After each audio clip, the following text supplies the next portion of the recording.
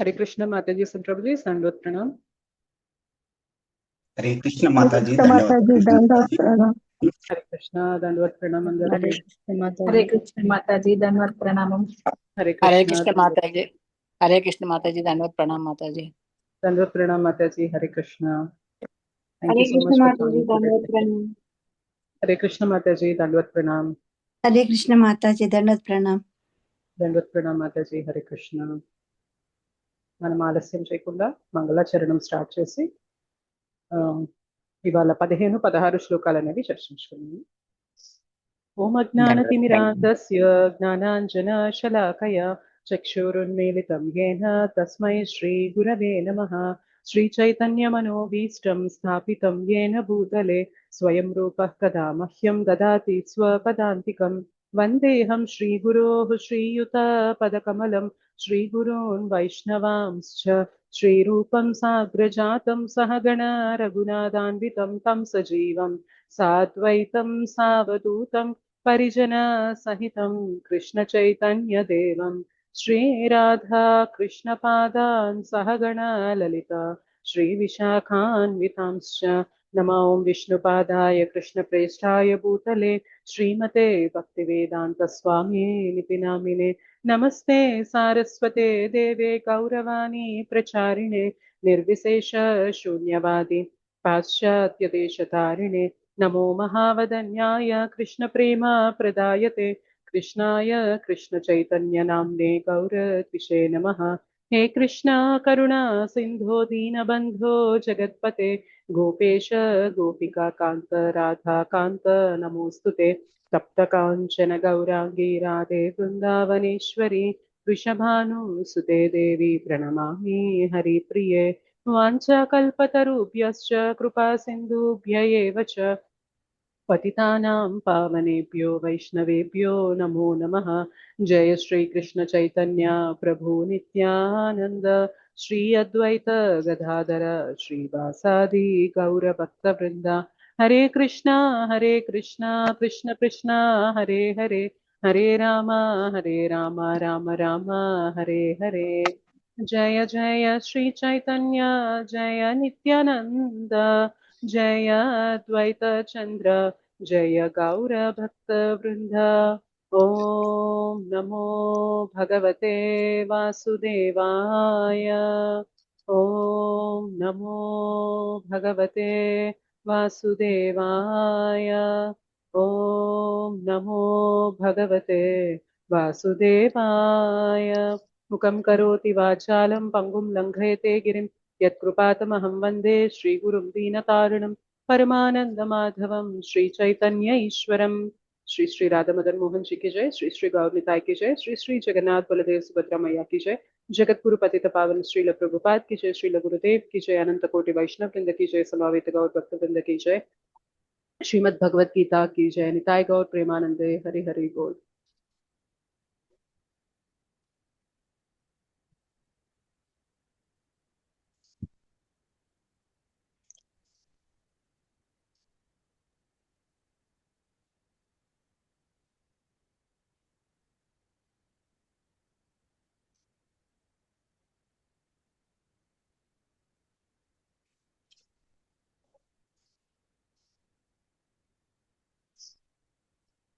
Hare Krishna, Mataji and Prabhuji. Dandavat Pranam. Thank you so much for joining today's session. Hare Hare Krishna Krishna माताजी माता जी। माता जी। हरे कृष्ण दंडवत माताजी. प्रणाम। हरे कृष्ण మాతాజీ माता जी। చెప్పండి ప్రభుజీ. మాతాజీ ఒక చిన్న విన్నపము చేయొచ్చా మాతాజీ? చెప్పండి ప్రభుజీ. అదే అదే గురు మహారాజ్ రికవరీ కొరకు ఏమన్నా ఒక రౌండ్ చేపిస్తారా మాతాజీ? డెఫినెట్లీ. సో మనం బాగుంటుంది.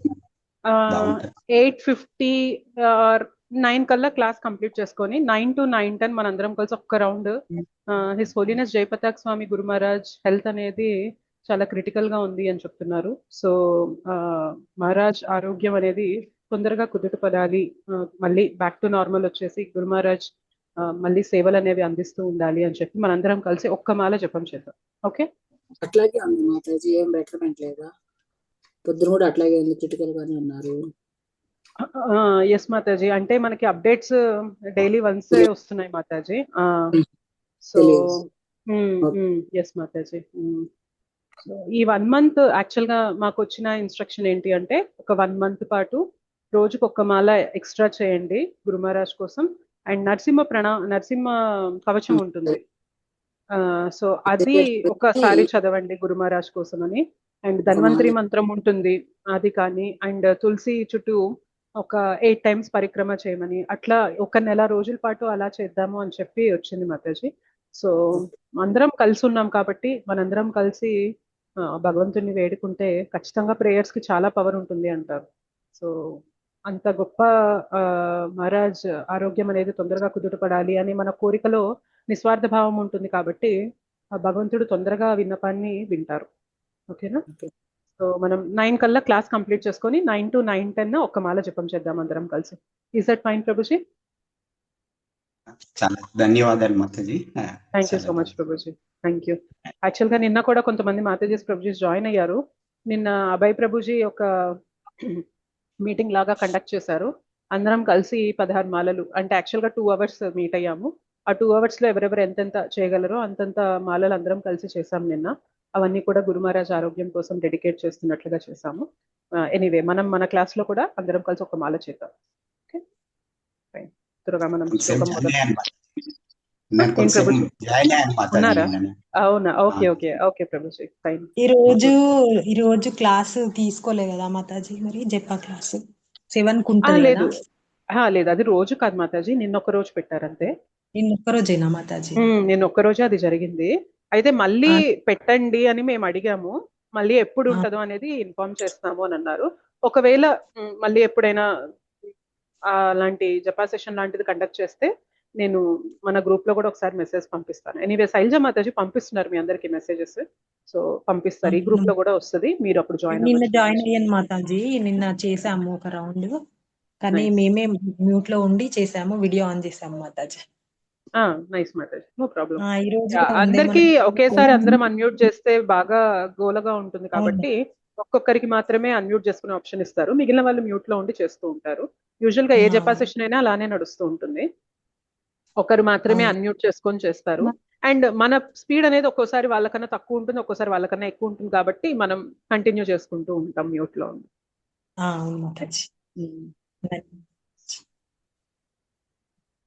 హరే కృష్ణ మాతాజీ. నేను ట్రై చేసి అంటే కూర్చొని చేయలేకపోయినాను మాతాజీ. కాకపోతే ఇట్లా కుకింగ్ చేసేటప్పుడు కూడా అది వీడియో క్లాస్ ఆన్ చేసుకొని నేను అంటే జపం చేస్తూనే ఉన్నాను అనమాట నోట్లో అయితే. అంటే బయటికే చెప్తున్నా, అంటే మాల పట్టుకొని అయితే చేయలేకపోయాను మాతాజీ, సారీ.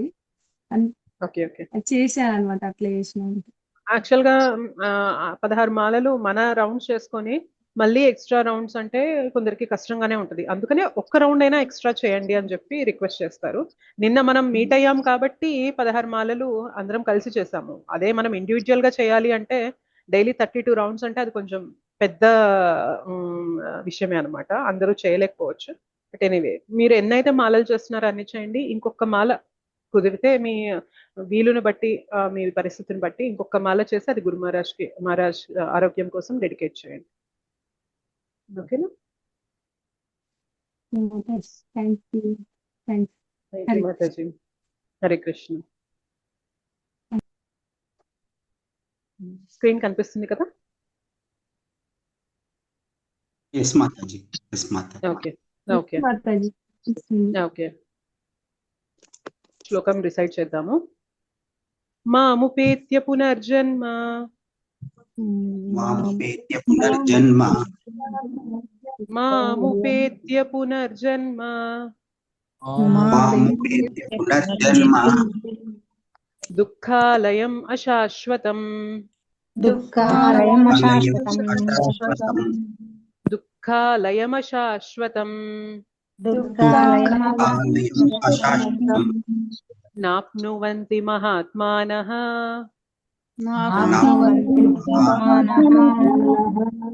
నాప్నువంతి మహాత్మానః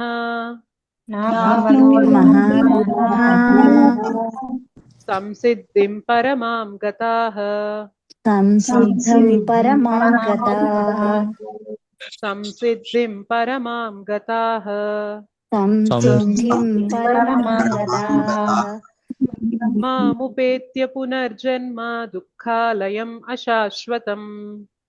మాముపేత్య పునర్జన్మ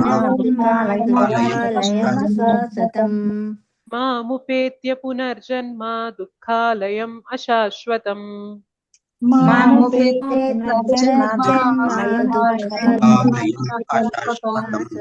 నాప్నువంతి మహాత్మానః సంసిద్ధిం పరమాం గతాః.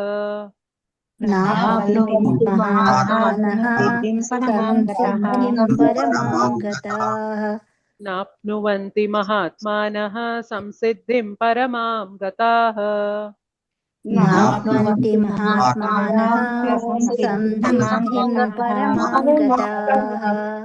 మొత్తం శ్లోకం చదువుతాం. మాముపేత్య పునర్జన్మ దుఃఖాలయం అశాశ్వతం. నాప్నువంతి మహాత్మానః సంసిద్ధిం పరమాం గతాః. మాముపేత్య పునర్జన్మ దుఃఖాలయం అశాశ్వతం. నాప్నువంతి మహాత్మానః సంసిద్ధిం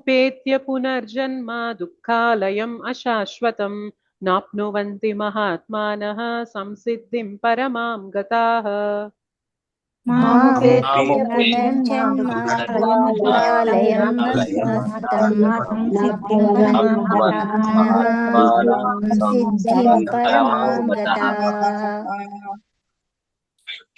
సరోజ మాతాజీ శ్లోకం చదవండి. హరే కృష్ణ మాతాజీ, ధన్యవాద ప్రణామ్ మాతాజీ. హరే కృష్ణ. పాద కీ జై. మాముపేత్య పునర్జన్మ దుఃఖాలయం అశాశ్వతం. నాప్నువంతి మహాత్మానః సంసిద్ధిం పరమాం గతాః. హరే కృష్ణ మాతాజీ. హరే కృష్ణ. థ్యాంక్ యూ మాతాజీ. ధన్యవాద ప్రణామ్ మాతాజీ. సౌమ్య మాతాజీ మీరు కూడా శ్లోకమే చదవండి. హరే కృష్ణ మాతాజీ. మాముపేత్య పునర్జన్మ దుఃఖాలయమశాశ్వతం. నాప్నువంతి మహాత్మానః సంసిద్ధిం పరమాం గతాః. హరే కృష్ణ మాతాజీ. హరే కృష్ణ. కమలకుమారి మాతాజీ మీరు కూడా శ్లోకం చదవండి. హరే కృష్ణ మాతాజీ, ధన్యవాద ప్రణామం. ధన్యవాద. శ్లోకం చదువు. శ్లోకం శ్లోకం. మాముపేత్య పునర్జన్మ దుఃఖాలయమశాశ్వతం. నాప్నువంతి మహాత్మనః సంసిద్ధిం పరమాం గతాః. హరే థ్యాంక్ యూ మాతాజీ. హరే కృష్ణ. పంజగల్ల పద్మజ మాతాజీ మీరు కూడా శ్లోకమే చదవండి మాతాజీ. 5 మెంబర్స్ హరే కృష్ణ మాతాజీ. హరే కృష్ణ. మాముపేత్య పునర్జన్మ దుఃఖాలయం శాశ్వతం.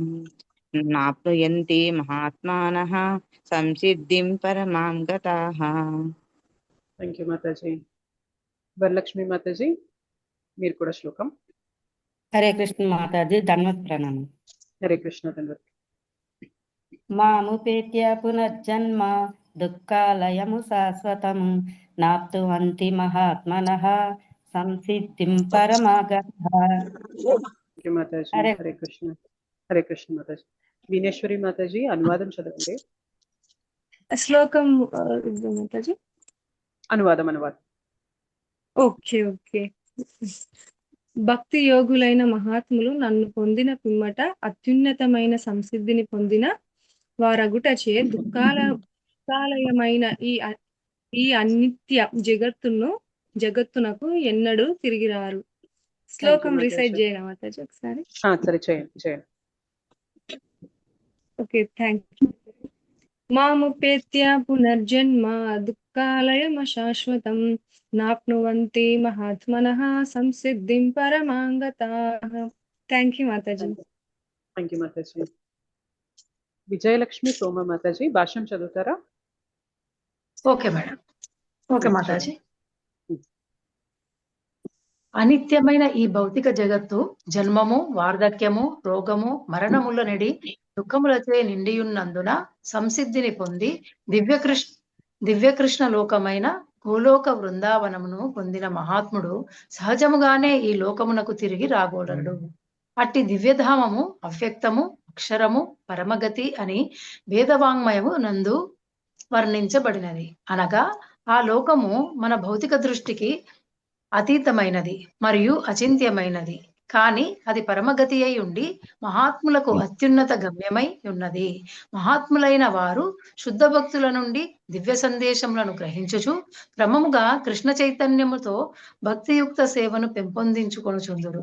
వారు భగవత్ సేవ యందు నెలకొని ఉండుట చేత భౌతికమైనట్టి స్వర్గాది ఉన్నత లోకములను గాని చివరికి వైకుంఠ లోకములను గాని వాంఛింపరు.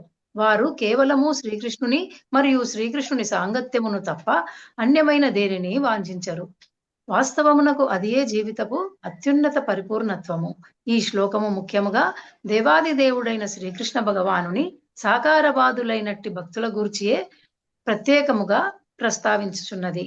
అట్టి కృష్ణ చైతన్యముతో కూడిన భక్తులు జీవిత సంసిద్ధిని పొందగలరు, అనగా వారే సర్వోన్నత జీవులగుదురు. థ్యాంక్ యూ మాతాజీ. హరే కృష్ణ. థ్యాంక్ యూ మాతాజీ. సో ఈ శ్లోకానికి మనం అర్థం ఒక్కొక్క పదానికి లేదా కొంచెం ఈ రెండు మూడు పదాలకు కలిపి అర్థం అనేది ఒకసారి తెలుసుకున్న తర్వాత భాష్యం అనేది చర్చించుకుందాము. మాం ఉపేత్య పునర్జన్మ దుఃఖాలయం అశాశ్వతం. మాం అంటే ఇక్కడ ఎవరైతే చెప్తున్నారో వారు, ఎవరు చెప్తున్నారు? కృష్ణ చెప్తున్నారు కాబట్టి మాం అంటే ఇక్కడ కృష్ణ. ఓకే. ఉపేత్య అంటే పొందడం. సో నన్ను ఎవరైతే పొందుతారో అని అర్థం మాం ఉపేత్య అంటే. పునర్జన్మ అనేది అంటే తిరిగి జన్మించడం అనేది. ఎక్కడ?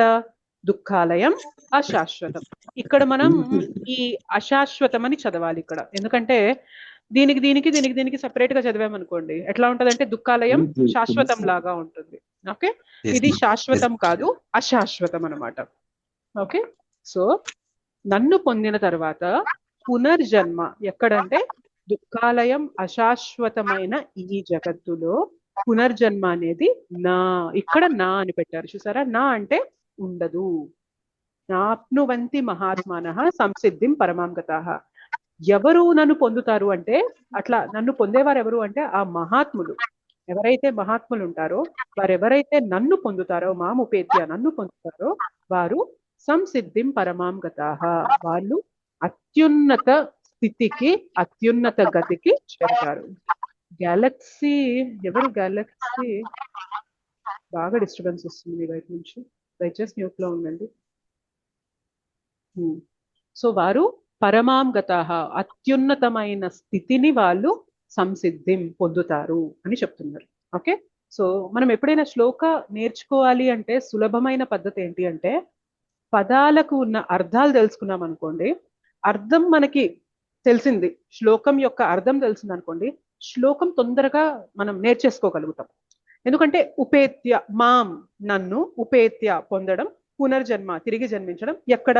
దుఃఖాలయం అశాశ్వతం. దుఃఖాలయమైన అశాశ్వతమైన ఈ ధామంలో నా అప్నువంతి ఉండదు. అండ్ ఎవరు ఇట్లా నన్ను పొందుతారు అంటే మహాత్ములు, మహాత్మానః. మరి వాళ్ళేం గతికి వెళ్తారు అంటే సంసిద్ధిం పరమాం గతాః. వాళ్ళు ఏం పొందుతారు అంటే పరమాం గతాః, సంసిద్ధిం అంటే పొందడం. సో ఇలా మనం అర్థం తెలుసుకున్న తర్వాత శ్లోకం నేర్చుకోవడానికి ప్రయత్నం చేస్తే ఈజీగా వస్తుందా రాదా చెప్పండి? శ్లోకం నేర్చుకోవడానికి ఇది ఈజియెస్ట్ వే అన్నమాట. మనం ఎప్పుడైనా, మనకి శ్లోకాలు నేర్చుకోవాలని చాలా కుతూహలం ఉంటుంది, కానీ అంత నేర్చుకోలేకపోతున్నాను, అంత గుర్తుండడం లేదు, ఈ పదం తర్వాత ఏ పదం వస్తుందో అని బాగా కన్ఫ్యూజన్ ఉంటుంది అని అంటారు. ఫస్ట్ థింగ్ ఒకటి ఏంటి అంటే మనం అర్థం తెలుసుకోవాలి. ఇంకొకటి ఏంటి అంటే ప్రాక్టీస్ చేయాలి. ప్రాక్టీస్ చేస్తూ ఉండాలి. మనం జనరల్ గా పాటలు, మన మూవీ సాంగ్స్ మనకి బాగా నచ్చినవి అంటే, ఇప్పుడు భక్తిలోకి వచ్చాక మనం తగ్గిస్తున్నాం, బట్ భక్తిలోకి రాకముందు మనం మూవీ సాంగ్స్ ఎలా నేర్చుకునే వాళ్ళం చెప్పండి?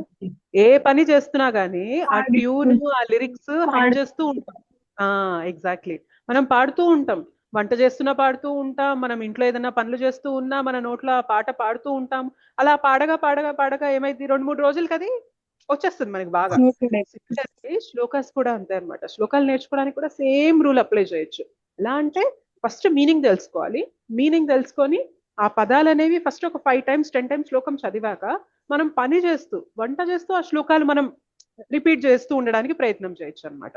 సో అట్లా మనం ఏదన్నా పనులు చేస్తూ, బట్టలు మడతేస్తున్నాం, ఇప్పుడు మాతాజీస్ అయితే, ఇప్పుడు ప్రభుజీస్ అనుకోండి డ్రైవింగ్ చేస్తూ ఉన్నారు. జనరల్ గా మనం డ్రైవింగ్ చేసినప్పుడు ఏదన్నా హెడ్ ఫోన్స్ పెట్టేసుకొని పాటలు వింటూ ఉంటాం, ఇయర్ ఫోన్స్ పెట్టుకొని. అలా బదులు మనం ఏదైతే శ్లోకాలు నేర్చుకుంటున్నామో అవి నెమరు వేసాం అనుకోండి, అటు భగవంతుని చేతనలో ఉంటాము అండ్ ఇటు భౌతికంగా మన పని కూడా అవుతూ ఉంటుంది, శ్లోకాలు కూడా వచ్చేస్తూ ఉంటాయి అనమాట. మనం ఒక ప్లేస్ నుండి ఒక ప్లేస్కి వెళ్ళడానికి 20 minutes పట్టింది, నిమిషానికి 2 సార్లు వేసుకున్నా కానీ ఎన్నిసార్లు చెప్తాం ఆ శ్లోకాన్ని? 40 సార్లు చెప్తాం. ఇంకా రాకుండా ఉంటుందా ఆ శ్లోకం చెప్పండి? ఖచ్చితంగా వచ్చేస్తుంది.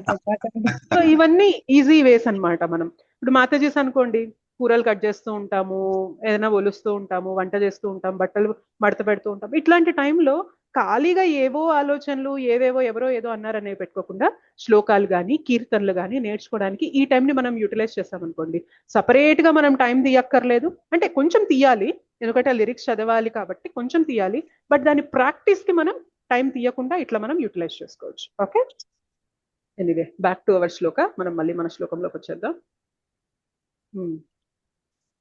అనువాదం చూసినట్లయితే, భక్తి యోగులైన మహాత్ములు నన్ను పొందిన పిమ్మట అత్యున్నతమైన సంసిద్ధిని పొందిన వారగుటచే దుఃఖాలయమైన ఈ అనిత్య జగత్తునకు ఎన్నడూనూ తిరిగిరారు.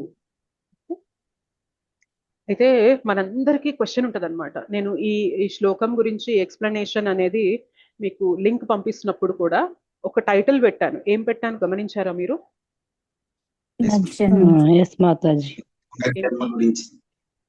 పునర్జన్మ రాహిత్యము. సో పునర్జన్మ అనేది లేకుండా ఉండే స్థితికి ఎలా వెళ్ళాలి అనేది మనకి ఈ శ్లోకాలు చెప్తాయి అని ఆ టైటిల్ అనేది ఇవ్వడం జరిగింది వాళ్ళ క్లాస్ కి మనం. అయితే చాలా మందికి, చాలా అంటే చాలా చాలా మందికి అస్సలు పునర్జన్మ ఉంది అనే కాన్సెప్ట్ కూడా తెలియదు. అగ్రి చేస్తారా? ఎవరినైనా మీరు అలా మీట్ అయ్యారా? ఆర్ మనమే ఒకప్పుడు ఇలా ఉండుంటాం. పునర్జన్మ ఉంది అనే కాన్సెప్ట్ కూడా చాలా మందికి తెలియదు అనమాట. అయితే మనం ఎలా చెప్పొచ్చు చెప్పండి? అసలు ఏమీ తెలియని వ్యక్తికి పునర్జన్మ ఉంది అని లాజికల్ గా చెప్పాలి అంటే ఎలా చెప్పొచ్చు? భగవద్గీత పరంగా ఈ శ్లోకం మనం చూపించవచ్చు, ప్రూవ్ చేయొచ్చు అనమాట ఈ శ్లోకం ద్వారా. లేదు లాజికల్ గా చెప్పాలి అంటే ఎలా చెప్పొచ్చు? ఎవరైనా ఆలోచించండి. పునర్జన్మ ఉంది అని ఎవరికైనా చెప్పాలి అంటే మాతాజీ, ఇప్పుడు చాలా మంది చిన్నప్పటి నుంచే ఉంటాయి కదా మాతాజీ, హ్యాబిట్స్ కొన్ని అట్లా రావడం వల్ల కూడా మనం చెప్పొచ్చు. ఫ్యామిలీస్ లో చెప్తారు కదా మాతాజీ మీకు, అంటే అమ్మమ్మలో, బామ్మలో, తాతయ్యలో మళ్ళీ అనేది చెప్తుంది మాతాజీ. అంటే చిన్నప్పటి నుంచి వేదాలు చదవడం కానీ, వేరింగా రావడం కానీ, కొంతమంది పాటల్లో ఎక్కువ ఉంటారు, కొంతమంది డాన్సుల్లోని ఉంటారు. ఇలా అనుకుంటే మనం అయితే కిందటి జన్మది కొంత ఏదో ఉండుంటది, చిన్నప్పటి నుంచి వేరే ఇవన్నీ వస్తున్నాయి అనుకుంటారు. సో మీరు వినేశ్వరి మాతాజీ సిమిలర్ పాయింట్ చెప్పారు ఇప్పుడు. ఓకే, ఇంకా ఇంకా ఏం చెప్పచ్చు? Simple point. మనకి పేపర్ లో కూడా చాలా సార్లు వస్తుంటారు కదా మాతాజీ, వాళ్ళు క్రితం జన్మలో ఈ ఫలానా చోట పుట్టాము, చేశాము అని చెప్పారు. నిజంగా అక్కడికి వెళ్ళినప్పుడు కూడా వాళ్ళు అవును అని చెప్పారు, వాళ్ళ అందరినీ కూడా గుర్తుపట్టారు అని. సింపుల్ లాజిక్ ఏంటి అంటే, ఒకవేళ పునర్జన్మ అనేది లేదు అంటే ప్రతి ఒక్కరి పరిస్థితి ఒకేలాగా ఉండాలి కదా. ఒకరు ఎందుకు పేదరికంలో ఉన్నారు, ఒకరు ఎందుకు ధనికులుగా ఉన్నారు, ఒకరు ఎందుకు ఆరోగ్యం బాగాలేకుండా బాధపడుతున్నారు, ఒకరు ఎందుకు ఆరోగ్యం అనేది సంపుష్టిగా ఉండి వాళ్ళు బాగుంటున్నారు, ఒకరికి ఎందుకు చదువు చాలా తొందరగా అబ్బుతుంది, ఒకరికి ఎందుకు చదువు అవ్వడం లేదు, ఒకరు ఎందుకు బాగా బలశాలిగా ఉన్నారు, ఒకరు ఎందుకు బలశాలిగా లేరు, ఒకరు ఎందుకు చాలా అందంగా ఉన్నారు, ఒకరు ఎందుకు చాలా అందవిహీనంగా ఉన్నారు. అర్థమవుతుందా? డిఫరెన్సెస్ అర్థమవుతున్నాయా? ఎందుకు ఈ డిఫరెన్సెస్ వచ్చాయి అంటే, పునర్జన్మలో మనం ఏదో చేసుకున్నాం కాబట్టి దాని ప్రతిఫలం ఈ జన్మలో మనం అనుభవిస్తున్నాం. ఒకవేళ పునర్జన్మ అనేది లేకపోతే ఈ తారతమ్యాలు అనేవి ఉండకూడదు. రైట్? ప్రతి ఒక్కరూ కూడా అన్ని సమానంగా ఉండాలి. పునర్జన్మ లేనప్పుడు మీకు ఎలాంటి ఫెసిలిటీస్ ఉండాలో నాకు అలానే ఉండాలి, ఇంకొకరికి అలానే ఉండాలి, ఇంకొకరికి అలానే ఉండాలి. కానీ ఎందుకు తేడాలు వస్తున్నాయంటే, కొందరు ఎందుకు చాలా ఐశ్వర్యంలో ఉంటున్నారు, కొందరు ఎందుకు కటిక పేదరికంలో ఉంటున్నారు, కొందరు ఎందుకు చాలా జ్ఞానవంతులై ఉంటున్నారు, కొందరు ఎందుకు చాలా మందమతులుగా ఉంటున్నారు. ఇట్లా మనం ఎన్ని తారతమ్యాలు చూసినా కూడా ఒకటే రీజన్ ఏంటి అంటే, గత జన్మలలో మనం ఏదైతే చేసుకున్నామో దాని ప్రతిఫలమే ఈ జన్మలో అనుభవిస్తున్నాము. ఇది క్లియరా కదా? ఇది ఈజీగా చెప్పేయచ్చు మనం కదా. పునర్జన్మ ఉంది కాబట్టే ఈ డిఫరెన్సెస్. పునర్జన్మ లేదనుకోండి అసలు డిఫరెన్సెస్, తారతమ్యాలు అనేవి ఉండవు. అందరూ కూడా సమానంగానే ఉండాలి, అన్ని విషయాల్లో కూడా సమానంగానే ఉండాలన్నమాట. ఒకరికేమో ఎంత తిన్నా గానీ ఒళ్ళు రాదు, సన్నగా ఉంటారు. ఒకరికేమో కొంచెం తిన్నా గానీ ఒళ్ళు వచ్చేస్తుంది, రైట్? ఇవన్నీ కామన్ ప్రాబ్లమ్స్ కదా మనందరికి. ఎందుకు అంటే ఆ బాడీ టైప్, ఒకటి ఫిజికల్ గా చూసుకున్నట్లయితే బాడీ టైప్ అవ్వచ్చు. మరి ఆ బాడీ టైప్ ఈ వ్యక్తికి ఎందుకు రావాలి? ఈ వ్యక్తికి ఎందుకు ఆ బాడీ టైప్? ఎగ్జాక్ట్లీ. సో ఇంతకు ముందు జన్మ అనేది వచ్చింది అంటేనే ఇంతకు ముందు జన్మ ఉంది, ఇప్పుడు జన్మ ఉంది, తర్వాత కూడా జన్మ ఉంటుంది, రైట్? సో పునర్జన్మ, మళ్ళీ తిరిగి జన్మించడం అనేది ఇలా సింపుల్ గా మనం చెప్పొచ్చు. శాస్త్రాల ప్రకారం చూసుకున్నట్లయితే ఈ శ్లోకం మనకి క్లియర్ గా చెప్తుంది. పునర్జన్మ అనేది లేని స్థితికి ఎలా రాగలరు అనేది ఈ శ్లోకంలో మనకి సొల్యూషన్ ఇచ్చారనమాట. అయితే ఒక్క నిమిషం,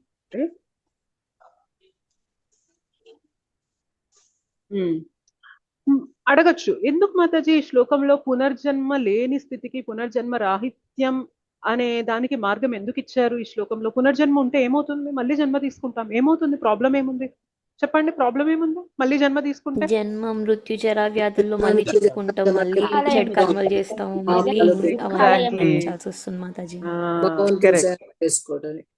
ఎగ్జాక్ట్లీ. మనం మళ్ళీ జన్మ తీసుకుంటే ప్రాబ్లం ఏంటి అంటే, ఇక్కడ భగవంతుడు 2 పదాలు వాడారు ఈ జగత్తు గురించి చెప్తూ. ఏంటా పదాలు? దుఃఖాలయము, అశాశ్వతం.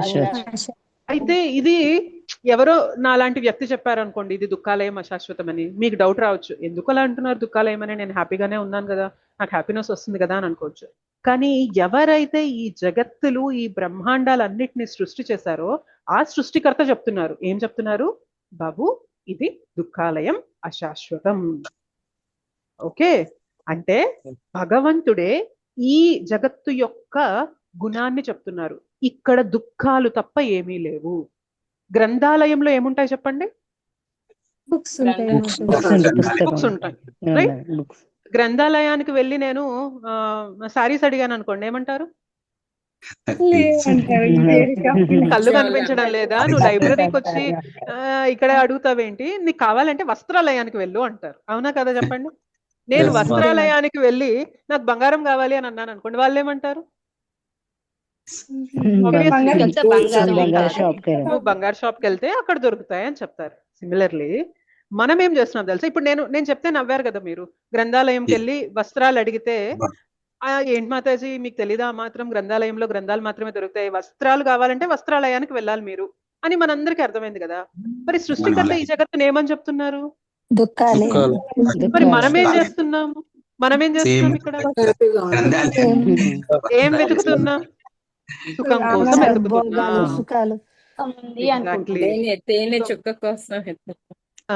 భగవంతుడేమో ఇది దుఃఖాలయం అని డిక్లేర్ చేసేసారనమాట. ఆయన సృష్టించారు. ఇప్పుడు నేను ఒక వంటకం చేశాను అనుకోండి, మీరు ఫస్ట్ టైం చూస్తున్నారు ఆ వంటకాన్ని, బయట నుండి టెక్స్చర్ కానీ ఏదైనా కానీ. సో నేను చెప్తాను దీన్ని ఈ ఐటమ్స్ తో చేశాను, ఇది ఇంత మైల్డ్ స్వీట్ లో ఉంటుంది, మీరు తినచ్చు, బాగుంటుంది, నెయ్యి ఇంత వేసాను, నేను పంచదారో బెల్లమో ఇంత వేసాను, లైట్ గా ఉంటుంది, పర్లేదు తినచ్చు అని చెప్పి, దాని గురించి ఎవరికి తెలుస్తుంది? ఎవరైతే దాన్ని వండారో దాన్ని చేశారో దానికి తెలుస్తుంది. మీరు రుచి చూసాక మీకు తెలుస్తుంది, రైట్? సిమిలర్లీ భగవంతుడు దీన్ని అంతా తయారు చేసి పెట్టేసి మనం ఇక్కడికి వచ్చామన్నమాట. మనకు చెప్తున్నారు ఇది దుఃఖాలయం అని చెప్తున్నారు. మనం ఏం చేస్తున్నాం? ఇక్కడికి వచ్చి సుఖాలు వెతుకుతున్నాము. అవునా కదా? సుఖాలా కదా వెతుకుతున్నాం? ఇక్కడ దొరుకుతాయా సుఖాలు? గ్రంథాలయంలో నాకు వస్త్రాలు దొరుకుతాయా? దుఃఖాలయంలో ఆనందం, సంతోషం అవన్నీ దొరుకుతాయా నాకు? దొరకు మాతాజీ, భ్రమపడుతున్నాం. ఎగ్జాక్ట్లీ. అదే మాయా, అదే భ్రమ. భ్రమ అంటే ఏంటి అంటే, మాయా అంటే ఏంటి అంటే, ఏదైతే లేదో దాన్ని ఉన్నట్టుగా చూపించి దాని వెనక మనల్ని పరిగెత్తిస్తూ ఉంటుంది అనమాట. ఎడారిలో మనకి మీరు ఎడారి కాదు, మామూలుగా మనం రోడ్డు పైన వెళ్తూ ఉన్నాం అనుకోండి, మీరు మధ్యాహ్నం వెళ్తూ ఉంటే మనకి ఎండమావులు కనిపిస్తాయి కదా. ఎండమావులు మనకు దూరంగా ఉన్నప్పుడు ఏమనుకుంటాము? అరే ఎదురుగా కొంచెం నీళ్లు అనిపిస్తుంది. కానీ మనం ఆ ప్లేస్కి వెళ్ళేసరికి నీళ్లు ఉంటాయా నిజంగా? ఉండవు. అక్కడికి వెళ్ళాక మనకేమనిపిస్తుంది? ఇంకా కొంచెం ముందులో అరే నేను తప్పుగా అనుకున్నాను, ఇంకొంచెం ముందు నాకు కనిపిస్తున్నాయి నీళ్లు అని చెప్పి మళ్ళీ మనం అక్కడికి వెళ్ళాక నీళ్లు ఉంటాయా నిజంగా? ఎగ్జాక్ట్లీ మన జీవితంలో కూడా అదే జరుగుతుంది.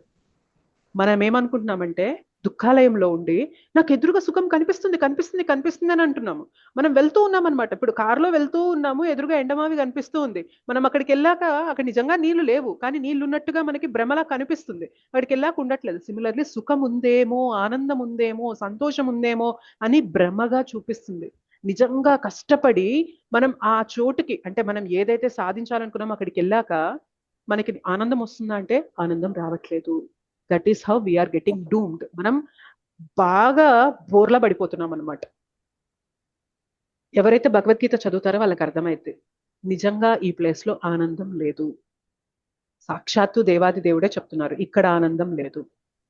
ఇక్కడ పైపెచ్చు ఆనందం పక్కన పెడితే మనకి ఏమేమి ఉన్నాయంటే క్లేశాలు. ఆధ్యాత్మిక క్లేశం, ఆది భౌతిక క్లేశం, ఆది దైవిక క్లేశం. ఆధ్యాత్మిక క్లేశం అంటే ఎవరైనా చెప్పగలరా? ఆధ్యాత్మిక క్లేశం అంటే ఏంటి? భగవంతుడి గురించి ఆధ్యాత్మిక అంటే ఆధ్యాత్మిక క్లేశం అంటే గుర్తుపెట్టుకోండి, ఆధ్యాత్మిక ఆత్మిక అని అంటున్నాను కదా, అంటే మన శరీరం మన మనస్సుతో మనకి కలిగిన ఇష్టాలని ఆధ్యాత్మిక క్లేశం అంటారు. ఆధ్యాత్మికమైన క్లేశం, అది ఆధ్యాత్మిక క్లేశం. నెక్స్ట్ ఆది భౌతిక క్లేశం. భౌతిక అంటేనే పక్కన వేరే అని కదా, ఇతర వ్యక్తులతో, ఇతర జీవులతో, ఇతరులతో మనకి కలిగే కష్టాన్ని ఆది భౌతిక క్లేశం అంటాం. ఓకే, ఆధ్యాత్మిక క్లేశం అంటే మన శరీరం వల్ల మనకి లేదా మన మనస్సు వల్ల మనకి కలిగే కష్టాలు. ఆది భౌతిక అంటే ఇతర జీవులు, ఇతర మనుషులు, ఇతర ప్రాణులు, వాటి వల్ల మనకి కలిగే కష్టాలు. ఆది దైవిక అంటే న్యాచురల్ కెలామిటీస్, అంటే మనకి విపత్తులు జరుగుతూ ఉంటాయి కదా, ప్రకృతి వైపరీత్యాలు. ఎగ్జాక్ట్లీ, మనకి ఫ్లడ్స్ రావడం గానీ, కరువు కాటకాలు రావడం గానీ, లేకపోతే ఎర్త్ క్వేక్స్, మన భూకంపాలు రావడం గానీ, సునామీలు రావడం గానీ, ఇవన్నీ కూడా ఏంటి అంటే మనకి ఆది దైవిక క్లేశం. ఈ 3 క్లేశాలు ప్రతి ఒక్కరు ఫేస్ చేస్తూ ఉండాలా లేదా చెప్పండి? మన క్లేశాలు ఈ 3 ఉంటాయన్నమాట. ఆధ్యాత్మిక, మన శరీరం వల్లనే మనకి ప్రాబ్లమ్స్ రావచ్చు. మనం ఏదో ఐటమ్ బాగుందని ఎక్కువ తినేస్తాము, తిన్నది మనకు అరగదు, పొట్ట నొప్పి వచ్చేస్తుంది, అది డైజెషన్ అవ్వదు, కడుపులో గ్యాస్ అని, యాసిడిటీ అని ఫామ్ అయింది. మన పొట్టనే మనకి ఇబ్బంది కలిగించిందా లేదా చెప్పండి? ఏదో విషయాలు ఎవరో ఏదో అన్నారని చెప్పి మనసులో పెట్టేసుకొని దాన్ని మదనపడి నిద్రపోకుండా రాత్రులంతా మేలుకొని నన్నెందుకన్నారు అని బాధపడి పక్క రోజు ఫుల్ తలనొప్పి తెచ్చేసుకుంటాం చూసారా, కళ్ళన్నీ ఎర్రగా తలనొప్పి తెచ్చుకుంటాం. ఇది ఎవరి వల్ల కలిగింది? మన మనస్సు వల్లే మనకి కలిగిన క్లేశం. అవునా కదా? స్ట్రెస్, డిప్రెషన్, యాంగ్జైటీ, ఇవన్నీ కూడా మన మనస్సు వల్ల మనకి కలిగే క్లేశాలు. లేదు, ఆది భౌతిక క్లేశం అంటే దోమల వల్ల, చీమల వల్ల, ఇతర జీవుల వల్ల, ఎవరో మనల్ని పొరపాటున అట్లా వెళ్తూ మన కాలు తొక్కేస్తారనుకోండి, ఆ తెలియకుండానే కాలు ఒక్కోసారి పచ్చడైపోతుంది మనకి. అవునా కదా చెప్పండి? మనం పబ్లిక్ ట్రాన్స్పోర్ట్ లో వెళ్తూ ఉంటాము, పొరపాటున వాళ్ళు కావాలని కూడా చేయరు, పొరపాటున చేయడం వల్లనే మనకి అది ఒక వారం రోజుల పాటు మనల్ని ఇబ్బంది పెట్టేస్తుంది. ఇదేంటి అంటే ఆది భౌతిక క్లేశం అనమాట. ఆది దైవిక క్లేశాలంటే ప్రకృతి వైపరీత్యాలు, అవి ఇంకా మన చేతుల్లో ఉండవు. ఈ 3 క్లేశాలతో మనం పీడింపబడుతూ ఉన్నాం ఇక్కడ, ప్రతి ఒక్కరు కూడా. No one is an exception. ఎవరు కూడా దీనికి అతీతంగా లేరు, అందరూ కూడా ఈ క్లేశాల్లో చిక్కుకుపోయి ఉన్నారు. అండ్ దీంతో పాటు మనకేంటి, సత్వగుణం, రజోగుణం, తమోగుణం అని. ఒక్కోసారేమో నాకన్నా గొప్ప వ్యక్తి లేరు, ఎంత మంచిగా ఆలోచిస్తున్నానని అనిపిస్తుంది. ఒక్కొక్కసారేమో లోభం, ఇంకా సంపాదించాలి, ఇంకా చేసేయాలన్న లోభం మనకు వస్తుంది. ఒక్కొక్కసారేమో ఎంత బద్ధకం అంటే అసలు మన మాలలు మనం పట్టుకొని మనకు చేయడానికి కూడా మనకు బద్ధకం వచ్చేస్తుంది. సో ఇవేంటి చెప్పండి? త్రిగుణాలా కాదా చెప్పండి? ఈ త్రిగుణాల వల్ల మనం చిక్కుకుపోయి ఉన్నాం. అండ్ ఇంకా మనకి 4 అల్టిమేట్ ప్రాబ్లమ్. సౌమ్య మాతాజీ చెప్పారు కదా, జన్మ, మృత్యు, జర, ఈ 4 మనకి అల్టిమేట్ ప్రాబ్లమ్స్ అంటారు అనమాట. అంటే మనం జనరల్ గా చదువుకుంటున్నాం అనుకోండి, కెరియర్ లో సెటిల్ అవ్వాలి అని చెప్పి కొన్ని ప్రాబ్లమ్స్ వస్తాయి, రైట్? నేను ఒకటి అనుకున్నాను, ఒకటి జరుగుతుంది కెరియర్ తో అని చెప్పి అది ప్రాబ్లమ్ గా ఫీల్ అవుతూ ఉంటాం. ఆ తర్వాత మనకి ఏదో జాబో బిజినెస్ ఏదో పెట్టుకుంటాం, ఫినాన్షియల్ గా నేను ఒక విధంగా బ్రతకాలనుకుంటున్నాను అనుకుంటాం, బట్ ఇంకొకలాగా అవ్వచ్చు పరిస్థితి, ఫినాన్షియల్ ప్రాబ్లమ్స్ రావచ్చు. ఆ తర్వాత మనం పెళ్లి చేసుకుంటూ ఉంటాం, లేకపోతే మన పార్ట్నర్ తో కానీ, తల్లిదండ్రులతో కానీ, పిల్లలతో కానీ, ఎవరితో ఒకరితో రిలేషన్షిప్ ప్రాబ్లమ్స్ అనేవి ఫేస్ చేస్తూ ఉంటాం. ఇవన్నీ ప్రాబ్లమ్స్ అసలు ఎందుకు ఉన్నాయి అంటే అసలంటూ మనం జన్మ తీసుకున్నాం కాబట్టే ఉన్నాయి. అవునా కదా? సో ఫినాన్షియల్ ప్రాబ్లం కానీ, హెల్త్ ప్రాబ్లం కానీ, రిలేషన్షిప్ ప్రాబ్లం కానీ, కెరియర్ ప్రాబ్లం కానీ, పక్కన నైబర్స్ తో ప్రాబ్లమ్స్ కానీ ఇవన్నీ కామన్ ప్రాబ్లమ్స్ కదా అందరికి. ఇవన్నీ అసలు ఎందుకు ఉన్నాయి అంటే మనం అసలంటూ జన్మ తీసుకున్నాం కాబట్టి అల్టిమేట్ ప్రాబ్లమ్స్ ఏంటి అంటే వీటికి ఇవన్నీ ఎందుకున్నాయంటే ఈ 4 ఉండడం వల్లే ఉన్నాయి. ఏంటా 4 అంటే జన్మ, మృత్యు, జర, వ్యాధి. జన్మ అంటే జన్మ తీసుకోవడం, ఇది కూడా ప్రాబ్లమే, జన్మ తీసుకోవడం కూడా. ఓకే, మృత్యు అనేది ప్రాబ్లం అని అందరికీ తెలుసు, ఇంకా ఎక్స్ప్లెయిన్ చేయక్కర్లేదు. జర, వృద్ధాప్యం అనేది ప్రాబ్లమా కదా చెప్పండి? వృద్ధాప్యం అనేది చాలా ప్రాబ్లం అన్నమాట. అండ్ అందుకే చాలా మంది కోరుకుంటారు వృద్ధాప్యం అనేది ఎక్కువ కాలం, వృద్ధాప్య అవస్థలో ఎక్కువ కాలం లేకుండా నన్ను తీసుకెళ్ళిపో భగవంతుడా అని కోరుకుంటూ ఉంటారు. రైట్. సో వృద్ధాప్యం అనేది బాధ కాబట్టే కదా, కష్టం కాబట్టే కదా అది కోరుకుంటాము. అండ్ వ్యాధులు అనేవి ఇంకా వయసుతో సంబంధం లేకుండా అందరికీ వస్తూనే ఉంటాయి. ఆ సమయంలో మనం పడే బాధ అనేది మనకి కష్టంగానే ఉంటుంది. సో అసలంటూ ఈ 4 ప్రాబ్లమ్స్ మనకి ఇక్కడ భౌతిక జగత్తులో ఉన్నాయి. సో బేసిక్ గా మనం ఏం చేస్తున్నామంటే దుఃఖాలయంలోకి వచ్చి ఆనందాలు, సంతోషాలు వెతుకుతూ ఉన్నాం. కానీ ఇక్కడ మనం చూస్తున్నట్లయితే త్రిగుణాలతో మనం ఒక్కోసారి ఒక్కో విధంగా నడుచుకుంటూ ఉన్నాము. జన్మ, మృత్యు, జరావ్యాధిలో చిక్కుకుపోయి ఉన్నాము. ఆధ్యాత్మిక, ఆది భౌతిక, ఆది దైవిక క్లేశాలు అనేవి మన పైన ప్రభావం చూపుతూ ఉన్నాయి. సో ఇటువంటి పరిస్థితుల్లో మనము ఆనందం వెతుకుతూ ఉన్నాం అన్నమాట. ఓకే, సరే మీరు అడగచ్చు, మాతాజీ ఇవన్నీ ఉన్నాయి కానీ సమ్వేర్ నేను కొంచెం ఆనందంగానే ఉన్నాను మాతాజీ అని అన్నారు అనుకోండి. భగవంతుడు దుఃఖాలయం పక్కన ఇంకేం చెప్పారు తెలుసా? అశాశ్వతం అని చెప్పేశారు. దుఃఖాలయం అని వదలలేదు, అశాశ్వతం అని కూడా చెప్పారు. ఫైన్, కొంచెం ఆనందం వచ్చింది కానీ ఎంతకాలం నీ ఆనందం, ఎంతసేపు నీ ఆనందం? ఎల్లకాలం ఉంటుందా? ఎగ్జాక్ట్లీ, అది కూడా అనిత్యం అని చెప్పేశారనమాట. ఒకసారి ఏమైందంటే ఒక రాజు తన మంత్రిని గిఫ్ట్ అడుగుతారు. గిఫ్ట్ అడిగి ఏమడుగుతారంటే, నువ్వు ఎలాంటి గిఫ్ట్ నాకు ఇవ్వాలి అంటే, నా పుట్టినరోజు వస్తుంది 2 రోజుల్లో, నువ్వు నాకు ఎలాంటి గిఫ్ట్ ఇవ్వాలి అంటే, నేను ఆ గిఫ్ట్ చూడగానే, నాకు రీసౌండ్ వస్తుంది దయచేసి మ్యూట్ లో ఉండండి. ఓకే, నేను ఆ గిఫ్ట్ చూడగానే ఆనందంగా ఉంటే నేను బాధగా మారిపోవాలి, బాధలోకి వెళ్ళిపోవాలి. ఓకే, బాధపడాలి. నేను బాధలో ఉంటే నీ గిఫ్ట్ చూసినప్పుడు నాకు ఆనందం కలగాలి, అలాంటి గిఫ్ట్ నాకు ఇవ్వాలి అన్నారు. అంటే ఒకటే ఇవ్వాలి గిఫ్ట్. ఓకే, ఆనందంలో ఉన్నప్పుడు ఒకటి చూడండి, బాధలో ఉన్నప్పుడు ఒకటి చూడండి కాదు, ఒకటే ఇవ్వండి. ఆ ఒకటిని చూసినప్పుడు నాకు ఆనందంగా ఉన్నప్పుడు నేను బాధపడాలి, బాధగా ఉన్నప్పుడు నన్ను ఇమీడియట్ గా అది ఆనందింప చేయాలి, అలాంటి గిఫ్ట్ ఇవ్వు అని అంటారు అనమాట. ఈ మంత్రికి అర్థం కాలేదు. ఆనందంగా ఉండేటప్పుడు బాధగా ఉండే సందర్భం ఎందుకు వస్తుంది? మధ్యలో అడిగాను. పర్లేదు ప్రభు, యాక్చువల్ గా రాజుకు అలాంటి కోరిక కలిగింది. అది వెరైటీ కోరిక అనమాట. నాకు ఆనందంగా ఉంటే నువ్వు ఇచ్చిన గిఫ్ట్ ని నేను చూడగానే నాకు వెంటనే బాధ కలిగేయాలి. అదే నేను బాధలో ఉంటే నువ్వు ఇచ్చిన గిఫ్ట్ చూడగానే నాకు ఆనందం కలిగేయాలి. అది ఆయన కలిగిన కోరిక. ఓకే, ఒక్కొక్కరు ఒక్కొక్కలాగా ఉంటారన్నట్టు ఆ రాజు అలా ఉన్నాడు అనమాట. ఈ మంత్రికి తలనొప్పి వచ్చింది, నేను ఎట్లా ఇవ్వాలి ఇట్లాంటిది గిఫ్ట్ అనేది? ఆనందంగా ఉన్న వ్యక్తిని బాధలోకి పంపాలా, బాధలో వ్యక్తిని ఆనందంగా ఎట్లా తేవాలబ్బా, నేను ఏమిస్తే ఇట్లా అవుతారు అని ఆయన ఇవ్వకపోతే మాత్రం నీ పదవికి ఎసరు పడుతుంది అని అంటారు అనమాట. ఆయనకు అర్థం కాదు ఎట్లా చేయాలి ఇంకా 2 రోజులే గడువుంది అని. అనుకోకుండా ఒక వ్యక్తిని కలిసినప్పుడు ఆయన చెప్తారనమాట, మంత్రి మా రాజు ఇట్లాంటి గిఫ్ట్ అడిగారు, నేను ఏమి ఇవ్వాలో నాకు అర్థం కాదు. ఓ సంతేనా, ఏముంది సింపుల్, నేను ఇస్తాను, మీరు మీ రాజుకి ఇవ్వండి, మీరు హ్యాపీగా ఉండండి అని అంటారు. ఏంటి నువ్వు ఇస్తావా, నీకు తెలుసా ఎట్లా ఇవ్వాలో అంటారు. రేపు ఇదే సమయానికి రండి, నేను మీకు ఇచ్చేస్తాను గిఫ్ట్, మీరు మీ రాజుకి ఇవ్వండి అని అంటారు అనమాట. పక్క రోజు మళ్ళీ మంత్రి ఆయన్ని కలవగానే ఆయన చేతిలో ఒక ఉంగరం పెడతారనమాట. ఉంగరం పెడితే, ఏంటి ఉంగరం ఇస్తే రాజు ఆనందంగా ఉంటే బాధగా అవుతాడు, బాధగా ఉంటే ఆనందం అవుతాడా అంటే అవుతాడు అని అంటారు అనమాట. రాజుకెళ్ళి ఇస్తారు. రాజుకెళ్ళి ఇవ్వగానే రాజు అది చూడగానే, అంటే రాజు బాగా ఆనందంతో వస్తాడనమాట. నా మంత్రి గిఫ్ట్ తెచ్చాడు అని ఆనందంగా వస్తాడనమాట. అది పట్టుకొని ఎప్పుడైతే చూస్తాడో బాధలోకి వెళ్ళిపోతాడు అనమాట. ఓకే, ఇట్లాంటి గిఫ్ట్ ఇచ్చావేంది అని మళ్ళీ బాధలో ఉన్నప్పుడు మళ్ళీ అది చూసినప్పుడు మళ్ళీ ఆనందంగా మారుతాడనమాట. దాంట్లో ఏముండి ఉంటుందో గెస్ట్ చేయగలరు ఎవరైనా? ఇది కాలం ఆనందం అనేటువంటిది అశాశ్వతం, ఈ సమయంలో గడిచిపోతుంది అని ఉంటది. Exactly, this two shall pass, everything is temporary అని ఉంటది అనమాట అక్కడ. ఓకే, ఇక్కడ అనిత్యం అనే దాని గురించి మనం మాట్లాడుతూ నేను ఈ కథ అనేది చెప్పాను మీకు. సో నువ్వు ఇప్పుడు ఆయన చాలా ఆనందంగా చూసాడు గిఫ్ట్. అక్కడ మనం ఎప్పుడైతే చూస్తామో ఇది నీకు ఎక్కువ కాలం ఉండదు అనే విషయం చూసినప్పుడు మనకి బాధేస్తుందా లేదా చెప్పండి? బాధేస్తుంది. అంటే నేను ఎక్కువ కాలం ఆనందంగా ఉండలేనా అని బాధేస్తుంది. మనం చాలా బాధలో ఉన్నాం, అప్పుడు కూడా ఈ గిఫ్ట్ చూసినప్పుడు మనకేమనిపిస్తుంది? ఇది ఎక్కువ కాలం నీకు ఉండదు. ఇక్కడ మనకి భరోసా ఇస్తుంది అనమాట, ఇది ఎక్కువ కాలం నీకు ఉండదు అని చెప్పి చెప్తుంది. అప్పుడు ఇమీడియట్ గా మనకి కొంచెం మనసు కుదుట పడ్డట్లు అవుతుంది కదా. ఆహా, అమ్మయ్య, నాకు ఈ బాధ అనేది ఎక్కువ కాలం ఉండదులే అని చెప్పి ఆనందం, తృప్తి అనేది కలుగుతుంది కదా. సో అట్లాంటి గిఫ్ట్ అనేది ఇచ్చారనమాట. సో సిమిలర్లీ భగవంతుడు ఇక్కడ చెప్తున్నారు, కొన్ని ఎన్ని కష్టాలు ఉన్నా కూడా ఏదో నాకు రవ్వంత ఆనందం వస్తుంది అని నువ్వు ఫీల్ అవుతున్నావేమో, గుర్తుపెట్టుకో అది అనిత్యం. భగవంతుడు చెప్పేస్తున్నారు, టెంపరరీ.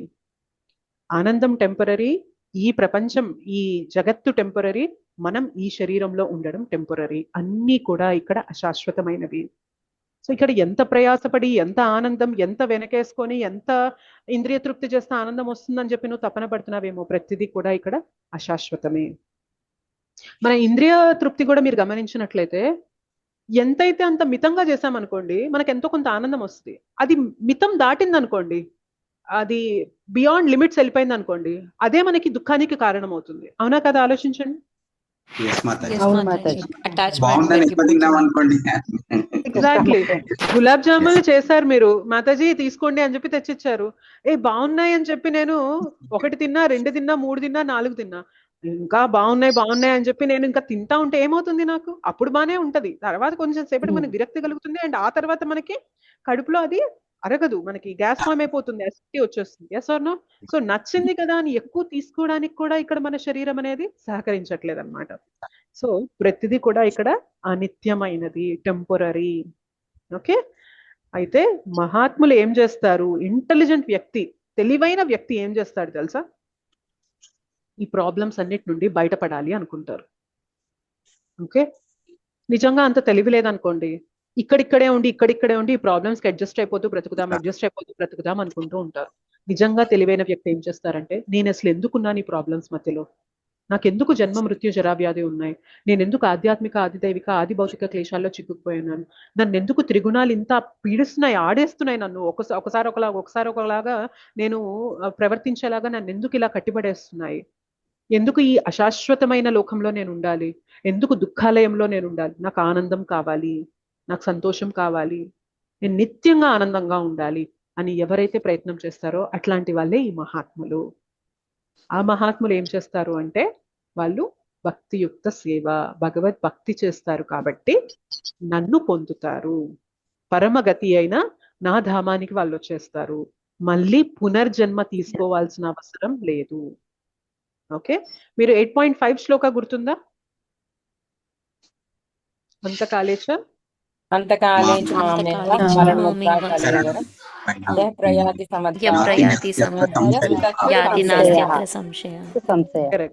నెక్స్ట్ 8.6 యం వాపి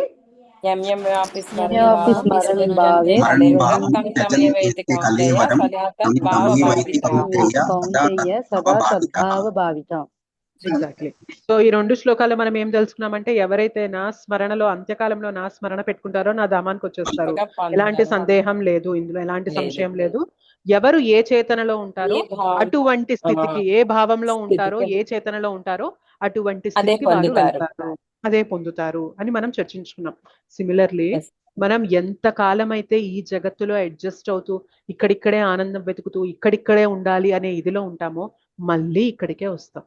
కానీ ఎవరైతే నిజంగా తెలివైన వ్యక్తి ఈ ప్రాబ్లమ్స్ అర్థం చేసుకొని, నేను ఇక్కడ ఉండకూడదు అని భగవంతుని సేవ అనేది చేస్తూ భగవద్ భక్తి అనేది చేస్తారో, వాళ్ళు తిరిగి ఇక్కడికి రావాల్సిన అవసరం లేదు, భగవద్ధామానికి వెళ్ళిపోతారు. రైట్. సో పునర్జన్మ ఉంది. ఓకే. పునర్జన్మలో చిక్కుకుంటే వచ్చే ప్రాబ్లమ్స్ ఏంటో మనం డిస్కస్ చేసుకున్నాం. అండ్ ఈ జగత్తు యొక్క నేచర్ ఏంటి అనేది భగవంతుడు చెప్పేశారు. ఇది దుఃఖాలయం, ఓ జీవా ఇది దుఃఖాలయం, ఇక్కడ నువ్వు తల్లకిందులుగా తపస్య చేసినా గానీ ఆనందం దొరకదు. అయితే నీకు ఆనందంగా కనిపిస్తున్న విషయాలు ఉండొచ్చు, ఆ ఆనందం ఎలాంటిది అంటే నీకు అది తృప్తి రాదు. ఆనందం అంటే ఎలా ఉండాలి అంటే, అది వృద్ధి చెందుతూ ఉండాలన్నమాట, క్షయం అవ్వకూడదు. ఆనందం అంటే డెఫినేషన్ ఏంటి అంటే, మనం ఏదైతే పొందుతామో ఆ భావము, ఆనందం అనేది అది పెరుగుతూ ఉండాలి, క్షయం అయిపోకూడదు. ఇప్పుడు మనం కష్టపడి శాశ్వతంగా ఉండాలి, వృద్ధి చెందుతూ ఉండాలి, అది అనిత్యంగా ఉండకూడదు అనమాట. ఇప్పుడు మనం ఎంతో కష్టపడి ఫస్ట్ ర్యాంక్ తెచ్చుకున్నాం అనుకోండి, ఎంతసేపు ఉంటది అందులో ఆనందం మనకి? చెప్పండి. రిజల్ట్స్ అనౌన్స్ చేసిన రోజు ఉంటుంది. ఒక 4-5 రోజులు మహా అయితే మన రిలేటివ్స్, ఇంటి పక్కన వాళ్ళు వీళ్ళు ఆహా ఓహో గ్రేట్ అంటారు, కొంచెం ఆనందం వేస్తుంది. 5-6 రోజుల తర్వాత మళ్ళీ మనకి భయం మొదలైద్ది అనమాట. ఏంటి అంటే ఈసారి ఫస్ట్ ర్యాంక్ వచ్చింది, వచ్చే ఎగ్జామ్స్ లో ఫస్ట్ ర్యాంక్ రాలేదనుకో ఏమనుకుంటారంటే పోయినసారి ఏదో బై లక్ వచ్చింది కానీ పెద్ద కష్టపడేది కాదు అని అంటారు అని మనకి భయం వేస్తుందా లేదా చెప్పండి? ఎగ్జాక్ట్లీ. సో ఆ ఆనందం మనకి ఏమైంది ఇప్పుడు మళ్ళీ బాధకి కారణమైందా లేదా? అది మన మనసులో ఇంకా కలతను పెంచేస్తుందా లేదా చెప్పండి? ప్రతిదీ అలానే ఉంటది ఈ జగత్తులో, ప్రతిదీ అలానే ఉంటది అనమాట. ఓకే, సో ఈ జగత్తు నేచరే అలా ఉంటుందన్నమాట. కానీ భక్తి అలా కాదు, భక్తి అలా కానే కాదనమాట. భక్తిలో మనం ఏదైనా గొప్పగా సేవ చేయగలిగామనుకోండి, ఎవరైనా సరే, అసలు మెప్పు కోసం మనం సేవ చేయం, ఇక్కడ భగవంతుని ప్రీత్యార్థం సేవ చేస్తాం. బట్ ఎనీవే ఎవరైనా మెచ్చుకున్నారు, అభినందించారు, చక్కగా సేవ చేశారు అని అభినందించారు, మన మనసులో నెక్స్ట్ టైం కూడా నేను వీరి దగ్గర అభినందన పొందాలి అనే భావం ఉంటే భౌతిక భావం. నిజంగా ఆధ్యాత్మికంగా సరైన పదంలో భక్తిని మనం ప్రాక్టీస్ చేస్తున్నాం అనుకోండి, మనం ఏమనుకుంటాం తెలుసా, ఇవాళ ఇలా చేయడానికి నా వెనక ఉన్నది నా గురువులు, ఆ కృష్ణ కృప ఉంది కాబట్టి, గురువు కృష్ణ వైష్ణవుల కృప ఉంది కాబట్టి ఇవాళ ఇది చక్కగా చేయగలిగాను, నాదేం లేదు ఇక్కడ. సో ఈ భావం ఉందనుకోండి, రేపు పొద్దున సర్వీస్ లో మనం సరిగ్గా చెయ్యలేకపోయినా కూడా మనం అదే భావనలో ఉంటాం. కృష్ణ నేను సరిగా చేయలేకపోయాను, కానీ నేను ఇది మీ పాదాల దగ్గర అర్పిస్తున్నాను, దయచేసి మీరు స్వీకరించండి అన్నప్పుడు కృష్ణ దాన్ని స్వీకరిస్తారా లేదా చెప్పండి? ఎప్పుడైతే కృష్ణ స్వీకరిస్తారో మనం ఈ భావంలో ఉంటామో మనస్సులో తృప్తి పోవడం అనేది ఉంటుందా? బట్ మనం ఆనందం నలుగురి మెప్పులో చూసుకున్నాం అనుకోండి ఖచ్చితంగా పోతుంది, రైట్? బట్ నేను ఎలా చేసినా గానీ కృష్ణ ఇది నీ ప్రీత్యార్థం చేశాను, సేవ బాగా చేయగలిగానా ఇది నీ పాదాల దగ్గర అర్పిస్తున్నా, సేవ నేను సరిగా చేయలేకపోయినా ఇది కూడా నీ పాదాల దగ్గర అర్పిస్తున్నా, దయచేసి నన్ను స్వీకరించు, ఈ సేవని స్వీకరించు అని కోరుకున్నప్పుడు మనం ఎప్పుడైనా బాధపడడానికి ఆస్కారం ఉందా చెప్పండి? అది కేవలం ఆధ్యాత్మికతలోనే ఉంటుందన్నమాట. భౌతికంగా మనం ఇలా ఉండలేం, మనకి చేత కాదు ఇలాగా. ఎవరైతే ఆధ్యాత్మిక చేతనలో ఉంటారో, కృష్ణ చైతన్యంలో ఉంటారో వాళ్ళు ఇదే చేతనని భౌతికంగా కూడా తీసుకురాగలరు. ఇవాళ సక్సెస్ వచ్చిందంటే కృష్ణ నీ కృప ఉండబట్టే, ఇవాళ నాకు ఫస్ట్ ర్యాంక్ వచ్చింది అంటే నేను చదివింది గుర్తు పెట్టుకునే శక్తి నువ్వు ఇచ్చావు కాబట్టే నేను చేయగలిగాను, నాకు చదువుకునే యోగ్యత ఇచ్చావు, ఇంత స్తోమత ఇచ్చావు, ఆరోగ్యాన్ని ఇచ్చావు, అన్ని ఇచ్చావు, అన్ని నువ్వు ఇచ్చావు కాబట్టే నేను చేయగలిగాను, ఇది నీ పాదాల దగ్గర అర్పిస్తున్నాను. నెక్స్ట్ టైం ఒకవేళ రాలేకపోయినా కూడా కృష్ణ నేను సరిగా చేయలేకపోయాను, నేను పలానా చోట మేబీ నేను తప్పు చేశానేమో, లేదు నేను తప్పు చేయలేదు, నేను అంతా కరెక్ట్ గానే కష్టపడ్డాను, అయినా కూడా కృష్ణ నీ ఇచ్చానుసారం, ఒకప్పుడు ఇవ్వాలనుకున్న వాడివి నువ్వే, ఇవాళ ఇవ్వకూడదు అనుకున్న వాడివి కూడా నువ్వే, నువ్వు ఏదైతే నా జీవితంతో చేస్తున్నావో అది ఖచ్చితంగా నా మంచి కోసమే చేస్తున్నావు అనే భావన వచ్చింది అనుకోండి, మనం బాధపడతామా? ఎగ్జాక్ట్లీ. కృష్ణ ఇది మన కోసమే డిజైన్ చేశారు.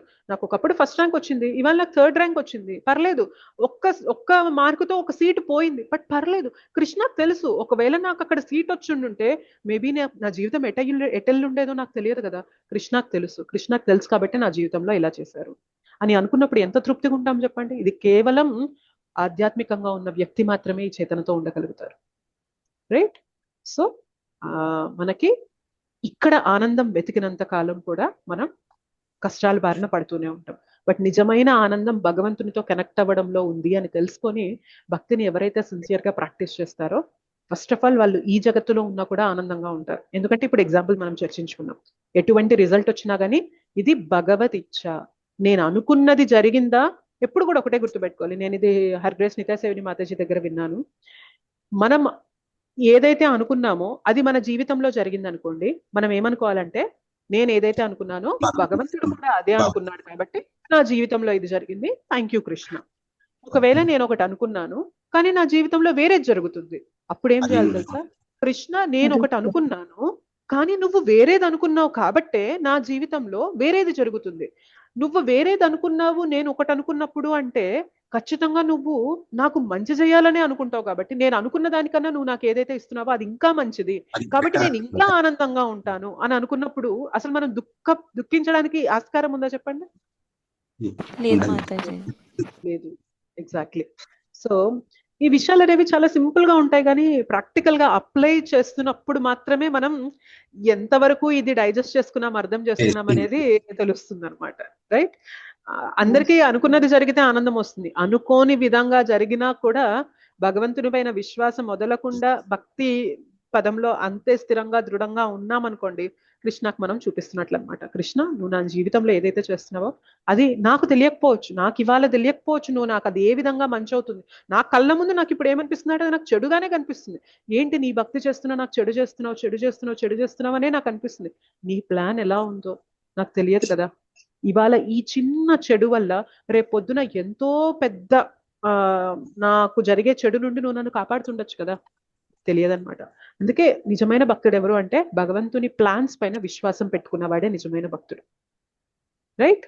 అందుకని ఏమంటారంటే హిస్ గ్రేస్ చైతన్య చరణ్ ప్రభు ఏమంటారంటే, hold on to your plans lightly, hold on to Krishna tightly. అంటే అర్థం ఏంటంటే తెలుగులో, మన ప్లాన్స్ ని లైట్ గా పట్టుకోండి, అర్థం అవి మారినా కానీ పర్వాలేదు అనే ఇదిలా మీరు ఉండండి, కానీ hold on to Krishna tightly, భగవంతుణ్ణి మాత్రం ఏదేమైనా గట్టిగా పట్టుకోండి అని అంటారు. ఓకే, మన ప్లాన్స్ ని గట్టిగా పట్టుకున్నాం అనుకో, నాకు ఇదే కావాలి, ఇదే జరగాలి, ఇలానే ఉండాలనుకున్నాం అనుకోండి, కష్టపడతాం. కానీ మన ప్లాన్స్ ని కొంచెం లైట్ గా పట్టుకొని కృష్ణని మాత్రం, నాకు ఏదేమైనా జరగని కృష్ణ, నిన్ను మాత్రం నేను వదలను అని గట్టిగా పట్టుకున్నాం అనుకోండి, హ్యాపీగా ఉంటాం. ఇంకా ఆయన బాధ్యత అనమాట, ఎలా చూసుకోవాలి, ఏమి ఇవ్వాలి అనేది భగవంతుని బాధ్యత. ఓకే, సో నిజమైన ఇంటెలిజెన్స్, నిజమైన జ్ఞానం అంటే ఏంటి అంటే, ఈ దుఃఖాలయం అశాశ్వతమైన ఈ ధామం నుండి, దేవీ ధామం నుండి ఎల్లప్పుడూ ఆనందంతో నిండిపోతూ నిత్యంగా ఉండే ఆ భగవద్ధామం వరకు మనల్ని తీసుకెళ్లేది ఏంటి అంటే భక్తి. ఓకే, 8.56 లో కూడా చర్చించుకున్నాం, మనం భగవంతుని చేతనలో ఉంటే భగవద్ధామానికి వెళ్ళిపోతాం. ఏ చేతనలో ఉంటామో, ఏ విధంగా బ్రతుకుతామో అటువంటి స్థితినే మనం తిరిగి అట్రాక్ట్ చేస్తాం, అటువంటి స్థితికే మనం వెళ్తాం. ఓకే, ఎవరైతే ఏదన్నా వ్యక్తి బాగా డబ్బు పైన వ్యామోహంతో ఆయన ఇనపెట్టెలను ఉంటాయి, తెలుసు కదా మీకు. ఇప్పుడు అఫ్ కోర్స్ మనకి డబ్బులు అట్లా మనం ఇంట్లో పెట్టుకునేది ఉండదు, అంతా అకౌంట్ లో ఉంటాయి, గూగుల్ పే, ఫోన్ పే ఇవి చేసేస్తున్నాము. బట్ ఒకప్పటి కాలంలో ఇనపెట్టెలను ఉంటాయి, అందులోనే బంగారం గాని, డాక్యుమెంట్స్ గాని, లేకపోతే డబ్బులు గాని అన్ని అందులో పెట్టేసేవారు. ఎవరైనా తెలుసు కదా. అయితే ఇంటి ఖర్చులకు ఎవరైనా కావాలనుకో, ఎవరైతే ఆపరేట్ చేస్తారో వాళ్ళని అడుగుతాం, నాకు ఇంత డబ్బులు కావాలి, లేకపోతే నాకు కొంచెం నేను ఫంక్షన్ వస్తుంది, ఆ బంగారం, ఆ నగలు ఇవ్వండి అని అట్లా అడుగుతూ ఉంటాం. ఇప్పుడు ఏ వ్యక్తికైతే అది మొత్తం నా చెప్పు చేతల్లోనే ఉండాలి, ప్రతి ట్రాన్సాక్షన్ నాకు తెలుస్తూ ఉండాలి, రూపాయితో సహా అని బాగా మేఘమైపోయారు అనుకోండి, అయినప్పటితో ఆయనకి సంబంధం ఎక్కువ అయిపోయింది అనుకోండి, వచ్చే జన్మలో ఏమైందంటే ఆయన అక్కడే ఏదో ఒక విధంగా ఏదో ఒక ప్రాణిగా పుట్టేస్తారు అనమాట. పుట్టేసి ఒక చిన్న తేలుగాను, ఒక చిన్న మనకి పాముగాను అట్లా పుట్టేసి, ఎవరైనా ఇనపెట్టె దగ్గరకు వస్తున్నారా వీళ్ళకి భయం వేస్తుంది అనమాట. అమ్మో ఇది నాది, నా సంపద, నేను ఆపరేట్ చేయాలి, నాది అని చెప్పి ఎవరి దగ్గరకు వస్తున్నా కానీ కాటేయాలని చూస్తూ ఉంటారు.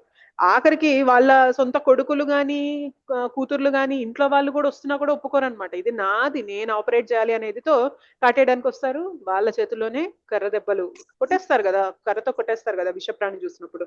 సో మళ్ళీ అలా మరణించాల్సి ఉంటది అనమాట. మనం దేనిపైన అయితే విపరీతంగా అటాచ్మెంట్ పెట్టుకుంటామో దానికి తగ్గ శరీరమే మనకు వస్తుంది, గుర్తుపెట్టుకోవాలి. భౌతికంగా మరి ఇట్లా జరుగుతున్నప్పుడు భగవంతుని పైన విపరీతమైన అటాచ్మెంట్ మనం డెవలప్ చేసుకోవడానికి భక్తిలో సిన్సియారిటీ చూపిస్తూ ఒక్కొక్క పూస, ఒక్కొక్క మాల మనం జపించామనుకోండి, దానికి తగ్గ శరీరం రెడీ అవుతుందా లేదా మనకి? ఎగ్జాక్ట్లీ అవుతుంది అనమాట. కాబట్టి మనం సాధన చేస్తున్నప్పుడు గుర్తుపెట్టుకోవాలి, ఈ సాధన సమయంలో నేను ఏమి పట్టించుకోను, కేవలం నేను భగవంతునితో కనెక్ట్ అయ్యే సమయం. నేను ఇందులో సిన్సియర్ గా ఉంటేనే నేను భగవంతునితో నా కనెక్షన్ ని దృఢపరచుకోవచ్చు. ఎప్పుడైతే ఇలా దృఢపడుతుందో అంత్యకాలంలో కూడా నేను భగవంతుని స్మరించవచ్చు. ఎప్పుడైతే అంత్యకాలంలో నేను స్మరిస్తానో తిరిగి నాకు పునర్జన్మ అవసరం లేదు, నేను తిరిగి భగవద్ధామానికి వెళ్ళిపోతాను.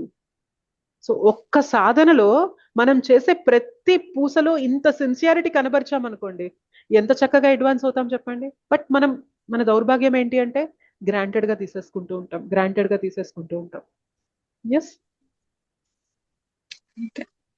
మొన్న మేము ఇక్కడ ఒక టెంపుల్ రథయాత్రలో వెళ్ళినప్పుడు ప్రసాదం చాలా ఉన్నంతసేపు చాలా కొంచెం మన దోనల నిండా పంచుతూ ఉన్నాం.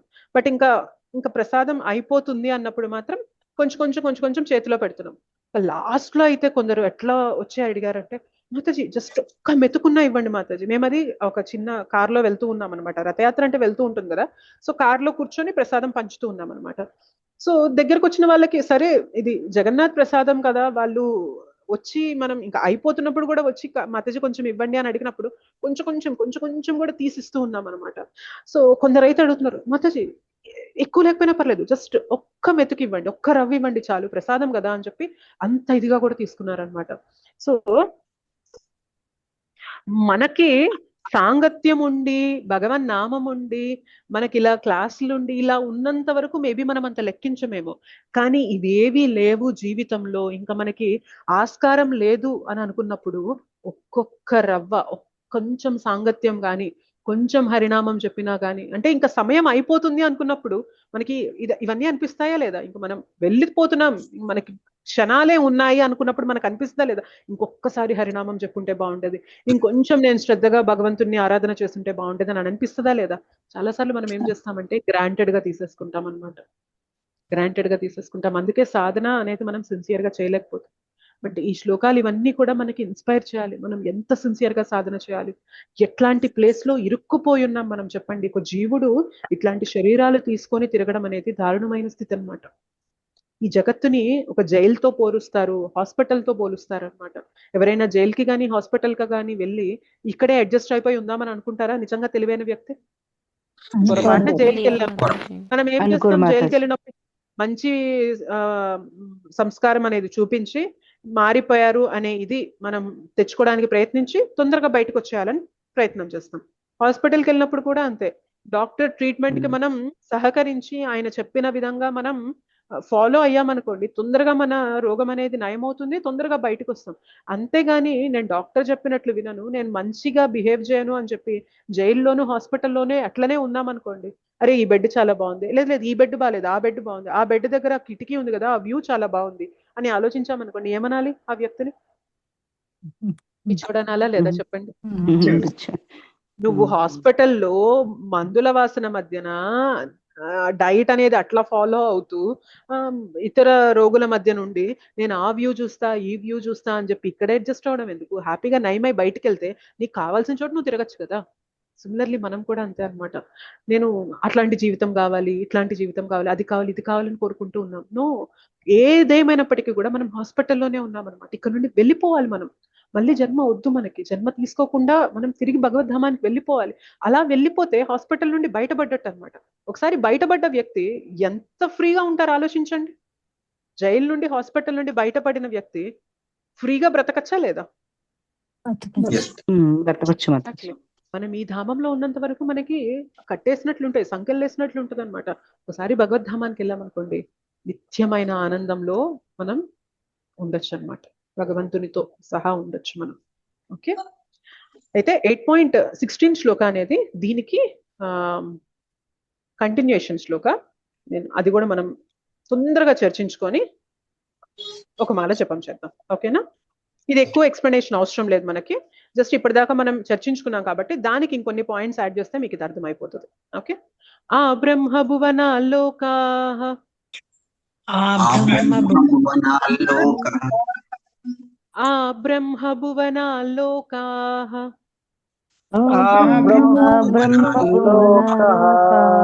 పునరావర్తినోర్జున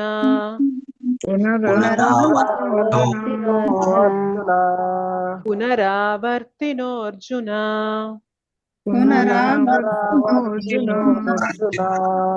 మాముపేత్యతు కౌంతేయ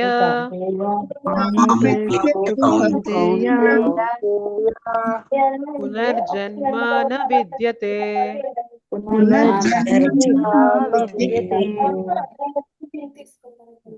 వరలక్ష్మి మాతాజీ దయచేసి మ్యూట్ లో ఉండరా, మీ వైపు చాలా డిస్టర్బెన్స్ వస్తుంది మాతాజీ. వరలక్ష్మి మాతాజీ మ్యూట్ లో ఉండండి. ఆ బ్రహ్మ భువనాల్లోకాః పునరావర్తినోర్జున ఆ బ్రహ్మ భువనాల్లోక పునరావర్తినో అర్జున మాముపేత్యతు కౌంతేయ పునర్జన్మ న విద్యతే. మాముపేత్యతు కౌంతేయ పునర్జన్మ న విద్యతే. ఆ బ్రహ్మ భువనాల్లోకాః పునరావర్తినోऽర్జున మాముపేత్యతు కౌంతేయ పునర్జన్మ న విద్యతే. ఆ బ్రహ్మ భువనాల్లోక పునరావర్తినో అర్జున మాముపేత్యతు కౌంతేయ పునర్జన్మ న విద్యతే. ఓకే, శ్రీపద్మ మాతాజీ ఒకసారి శ్లోకం చదవరా? కృష్ణ మాతాజీ దండవత్ ప్రణామం. దండవత్ ప్రణామం. ఆ బ్రహ్మ భువనాల్లోకాః పునరావర్తినోऽర్జున మాముపేత్యతు కౌంతేయ పునర్జన్మ న విద్యతే. Thank you Mataji. శ్రీనివాస్ ప్రభుజీ అనువాదం చదువుతారా? ఎస్ మాతాజీ. హరే కృష్ణ. భౌతిక జగత్తు నందలి అత్యున్నత లోకము మొదలుకొని అత్యుదమ లోకము వరకు గల సర్వలోకములు జన్మ మృత్యుభరితమైన దుఃఖ ప్రదేశంలే. కాని ఓ కౌంతేయ, నా లోకమును చేరినవాడు పునర్జన్మను పొందడు. హరే కృష్ణ మాతాజీ. ధన్యవాదాలు. హరే కృష్ణ, ధన్యవాదాలు. Thank you Prabhuji. Galaxy M04 ఎవరండి?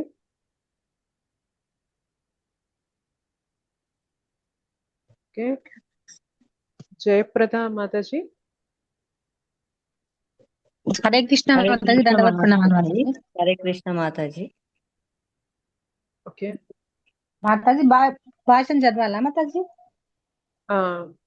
ఎస్, కొంచెం చదవండి. జయప్రద మాతాజీ కూడా కొంచెం ఛాన్స్ ఇద్దాం. మాతాజీని కూడా అడిగాను కాబట్టి ఎస్ చదవండి మాతాజీ. భాషను పిల్ల ప్రభుపాదుల రచించింది. కర్మయోగులు, జ్ఞానయోగులు, హఠయోగులందరూ శ్రీకృష్ణుని దివ్యధామమును చేరి పునరావృత్తి రహితులగుటకు పూర్వము భక్తి యోగము నందు లేక కృష్ణ చైతన్యమున పరిపూర్ణత్వమును పొందవలసి ఉండును. దేవతాలోకములైనట్టి ఉన్నత లోకములను పొందిన వారు కూడా జన్మ మృత్యువులకు తిరిగి గురి అవుచుందురు. భూలోకవాసులు ఉన్నత లోకములను ఉద్ధరింపబడినట్టుగానే బ్రహ్మలోకము, చంద్రలోకము, ఇంద్రలోకము వంటి ఉన్నత లోకములకు చెందిన వారు భూలోకమునకు పతనం చెందుచుందురు. చాంద్యోగోపనిషత్తు నందు బ్రహ్మలోకమును ప్రాప్తింపజేసేది పంచాగ్ని విద్య అను యజ్ఞము ఉపదేశించబడినది. అట్టి యజ్ఞం ద్వారా మానవుడు బ్రహ్మలోకమును పొందినను అక్కడ అతడు కృష్ణ చైతన్యమును అలవర్చుకొననిచో భూలోకమునకు తిరిగి రావాల్సి వచ్చును. ఉన్నత లోకములందు కృష్ణ చైతన్యమును కొనసాగించువారు క్రమముగా మరింత ఉన్నతమైన లోకములకు ఉద్ధరింపబడుదురు. విశ్వప్రళయ కాలమునందు అతడు శాశ్వత ఆధ్యాత్మిక జగత్తును చేరును. శ్రీ బలదేవ విద్యాభూషణుడు తమ భగవద్గీత భాష్యమున ఈ క్రింది శ్లోకమున ఉదహరించుచున్నాడు. జయప్రద మాతాజీ ఛాన్స్ ఇద్దాం మాతాజీ. ఇంకా ఆపేసేయండి. థ్యాంక్ యూ మాతాజీ. హరే కృష్ణ. జయప్రద మాతాజీ ఇక్కడ నుంచి హరే కృష్ణ మాతాజీ. హరే కృష్ణ. బ్రహ్మణా సహతే సర్వే సమాప్తే ప్రతి సంచరే. సంప్రాప్తే ప్రతి సంచరే పరస్యాంతే కృతాత్మనః ప్రవిశంతి పరం పదం. భౌతిక విశ్వమునకు ప్రళయము సంభవించినప్పుడు కృష్ణ చైతన్యమునందు నిరంతరము నెలకొనియున్నట్టి బ్రహ్మ మరియు అతని భక్తులందరూ తమ తమ కోరికలను అనుసరించి ఆధ్యాత్మిక జగత్తునందలి ప్రత్యేక ఆధ్యాత్మిక లోకమును చేరుచుందురు. Thank you Mataji. ఈ శ్లోకము మనం ఇప్పటిదాకా చర్చించుకున్న శ్లోకానికి కంటిన్యూషన్ అన్నమాట. మీరు ఇక్కడ చూసినట్లయితే మాముపేత్యతు కౌంతేయ పునర్జన్మ నా విద్యతే. ఎవరైతే నన్ను పొందుతారో వాళ్ళకి పునర్జన్మ నా విద్యతే లేదు అని మళ్ళీ సెకండ్ లైన్ లో అదే చెప్పారు. అయితే ఫస్ట్ లైన్ లో మనకి ఏం చెప్తున్నారంటే ఆ బ్రహ్మ భువనాల్లోక పునరావర్తినోర్జున. ఆ బ్రహ్మ భువనాల్లోకాలు, బ్రహ్మలోకం నుండి ఏ లోకమైనా కానీ నువ్వు ఎక్కడికి వెళ్ళినా కానీ పునర్జన్మ ఉంటుంది. తిరిగి రావాల్సిందే, తిరిగి జన్మించాల్సిందే. అత్యున్నత లోకం మొదలుకొని అత్యధమ లోకం వరకు మనకి భౌతిక జగత్తులో 14 లోకాలు ఉంటాయంటారు. ఓకే, పైన మనకి బ్రహ్మలోకము, ఆ మన స్వర్గలోకాలు, జనలోకం, తపలోకం ఇవన్నీ ఉంటాయి పైన. కిందకు వచ్చేసరికి అతల, వితల, సుతల, రసాతల, మహాతల, తలాతల, పాతాల లోకాలు ఇవన్నీ ఉంటాయి కింద. మనది మధ్యలో ఉండే లోకం అనమాట, భూలోకం అనేది. ఓకే, భూ తర్వాత భూర్లోకం, సువర్లోకం, స్వర్గలోకం, జనలోకం, తపలోకం, సత్యలోకం అట్లా ఉంటాయి. మొత్తం మనకి 14 లోకాలు ఉంటాయి. మనం మధ్యలో ఉన్నాం, ఇక్కడ భూలోకంలో ఉన్నాం. అయితే మనం అడగచ్చు అనమాట, సరే పైకి ఎవరు వెళ్తారు అంటే పుణ్యకర్మలు చేసుకున్న వాళ్ళు పైకి వెళ్తూ ఉంటారు, ఎవరైతే పాపకర్మలు చేస్తుంటారో వాళ్ళు కిందకి నరక లోకాలకి అట్లా అధమగతికి వెళ్తూ ఉంటారు. అయితే అత్యున్నత లోకం నుండి అత్యధమ లోకం వరకు ఏ లోకానికి వెళ్ళినా కానీ, ఈ భౌతిక జగత్తులో ఏ లోకానికి వెళ్ళినా కానీ తిరిగి జన్మ తీసుకోవాల్సిందే. అంటే మనం ఎన్నో పుణ్యకార్యాలు చేసుకొని స్వర్గలోకానికి వెళ్ళామనుకోండి, ఫర్ ఎగ్జాంపుల్ మనం ఇంద్రుడి పొజిషన్లోకి వెళ్ళామనుకున్నాం. ఓకే, నెక్స్ట్ జన్మ మనం ఇంద్రుడిని అయిపోయాం, మంచి పుణ్యాలు చేసుకున్నాం, పుణ్యకర్మలు చేసుకున్నాం, స్వర్గలోక అధిపతిగా అయిపోయాం, మనం ఇంద్రుడిగా అయిపోయాం. మనం ఇంద్రుడిగా అయిపోయాక ఇంద్రుడికి కూడా ఒక వ్యవధి ఉంటుంది. ఆ వ్యవధి అయిపోయాక తిరిగి మళ్ళీ ఇక్కడికి రావాల్సిందే. ఇవాళ ఇంద్రుడిగా ఎవరైతే ఉన్నారో ఆయన కూడా ఆ వ్యవధి అయిపోయాక ఒకవేళ అక్కడుండి భక్తి చేసుకున్నారా, అక్కడ నుండి భగవద్ధామానికి వెళ్ళిపోవచ్చు. అక్కడుండి స్వర్గలోకంలో సుఖభోగాలు బాగా ఉంటాయి కదా, అవన్నీ ఎంజాయ్ చేస్తూ వాటిలో పడిపోయామా, తిరిగి మళ్ళీ ఇక్కడికి పడిపోతాం. అందుకనే ఒక్క డౌట్ మధ్యలో అడిగానని కాదు, ఇప్పుడు ఆ లోకాల్లో కూడా మనం హ్యూమన్ బీయింగ్స్ లాగే ఉంటారా? ఎలాంటి కోరికలే ఉంటాయా వాడికి? ఇక్కడ మనం ఏదైతే ఇంద్రియ నిగ్రహ శక్తి కోల్పోకుండా ఉండడానికి కొన్ని ఆనందాలని మనం వదులుకుంటున్నాము, ఆ నియమ నిబంధనలు లేకుండా అవి ఎంజాయ్ చేయొచ్చు అని దాని అర్థమా అక్కడ? ఎగ్జాక్ట్లీ అంతే.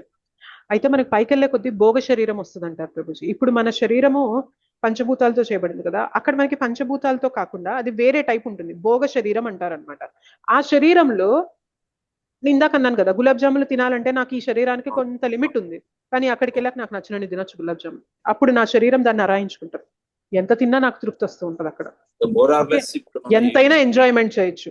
అది ఈ భూ ప్రపంచంలో ఉన్నటువంటివి అంటారా ఆల్మోస్ట్ అక్కడ కూడా? అంతే ప్రభు, అట్లాంటి ఆనందాలే ఉంటాయి ప్రభు. సెన్స్ గ్రాటిఫికేషన్ అక్కడ ఉండేది కూడా. ఓకే, ఇంద్రియ ప్రీతినే ఉంటుంది అక్కడికి వెళ్ళినా కూడా. ఇంద్రియ ప్రీతి ఎక్కువ హై స్కేల్లో ఉంటది అనమాట, హై గ్రేడ్ ఇంద్రియ ప్రీతి అనమాట. మనకి అంత గ్రేడ్ లో మనం ఎంజాయ్ చేయలేం. అది యాక్చువల్ గా తప్పు అయినప్పుడు అక్కడ ఎందుకు దాన్ని అలౌ చేశారు నాకు అర్థం కావట్లేదు మాతాజీ. అర్థం కాల. అది మన ఈ మెటీరియల్ కొరంలో ఆ ఇంద్రియ ప్రీతి ఉండకూడదు అన్నప్పుడు అక్కడ మళ్ళీ దాన్ని అనుభూతి చెందడానికి అక్కడ స్వర్గలోకంలో దాన్ని ఎందుకు అక్కడ అలౌ చేశారు అనేది. యాక్చువల్ గా నిజంగా భక్తి చేసుకున్న వ్యక్తి స్వర్గలోకాలకు వెళ్ళరు, ఆధ్యాత్మిక లోకాలకి వెళ్ళిపోతారు.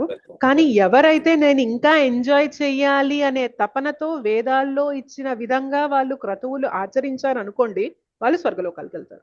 చాలా మందికి నేను ఇంకా ఎంజాయ్ చేయాలనే కోరిక ఉంటది ప్రభు, వాళ్ళని కూడా అకామిడేట్ చేయాలి కదా భగవంతుడు, రైట్?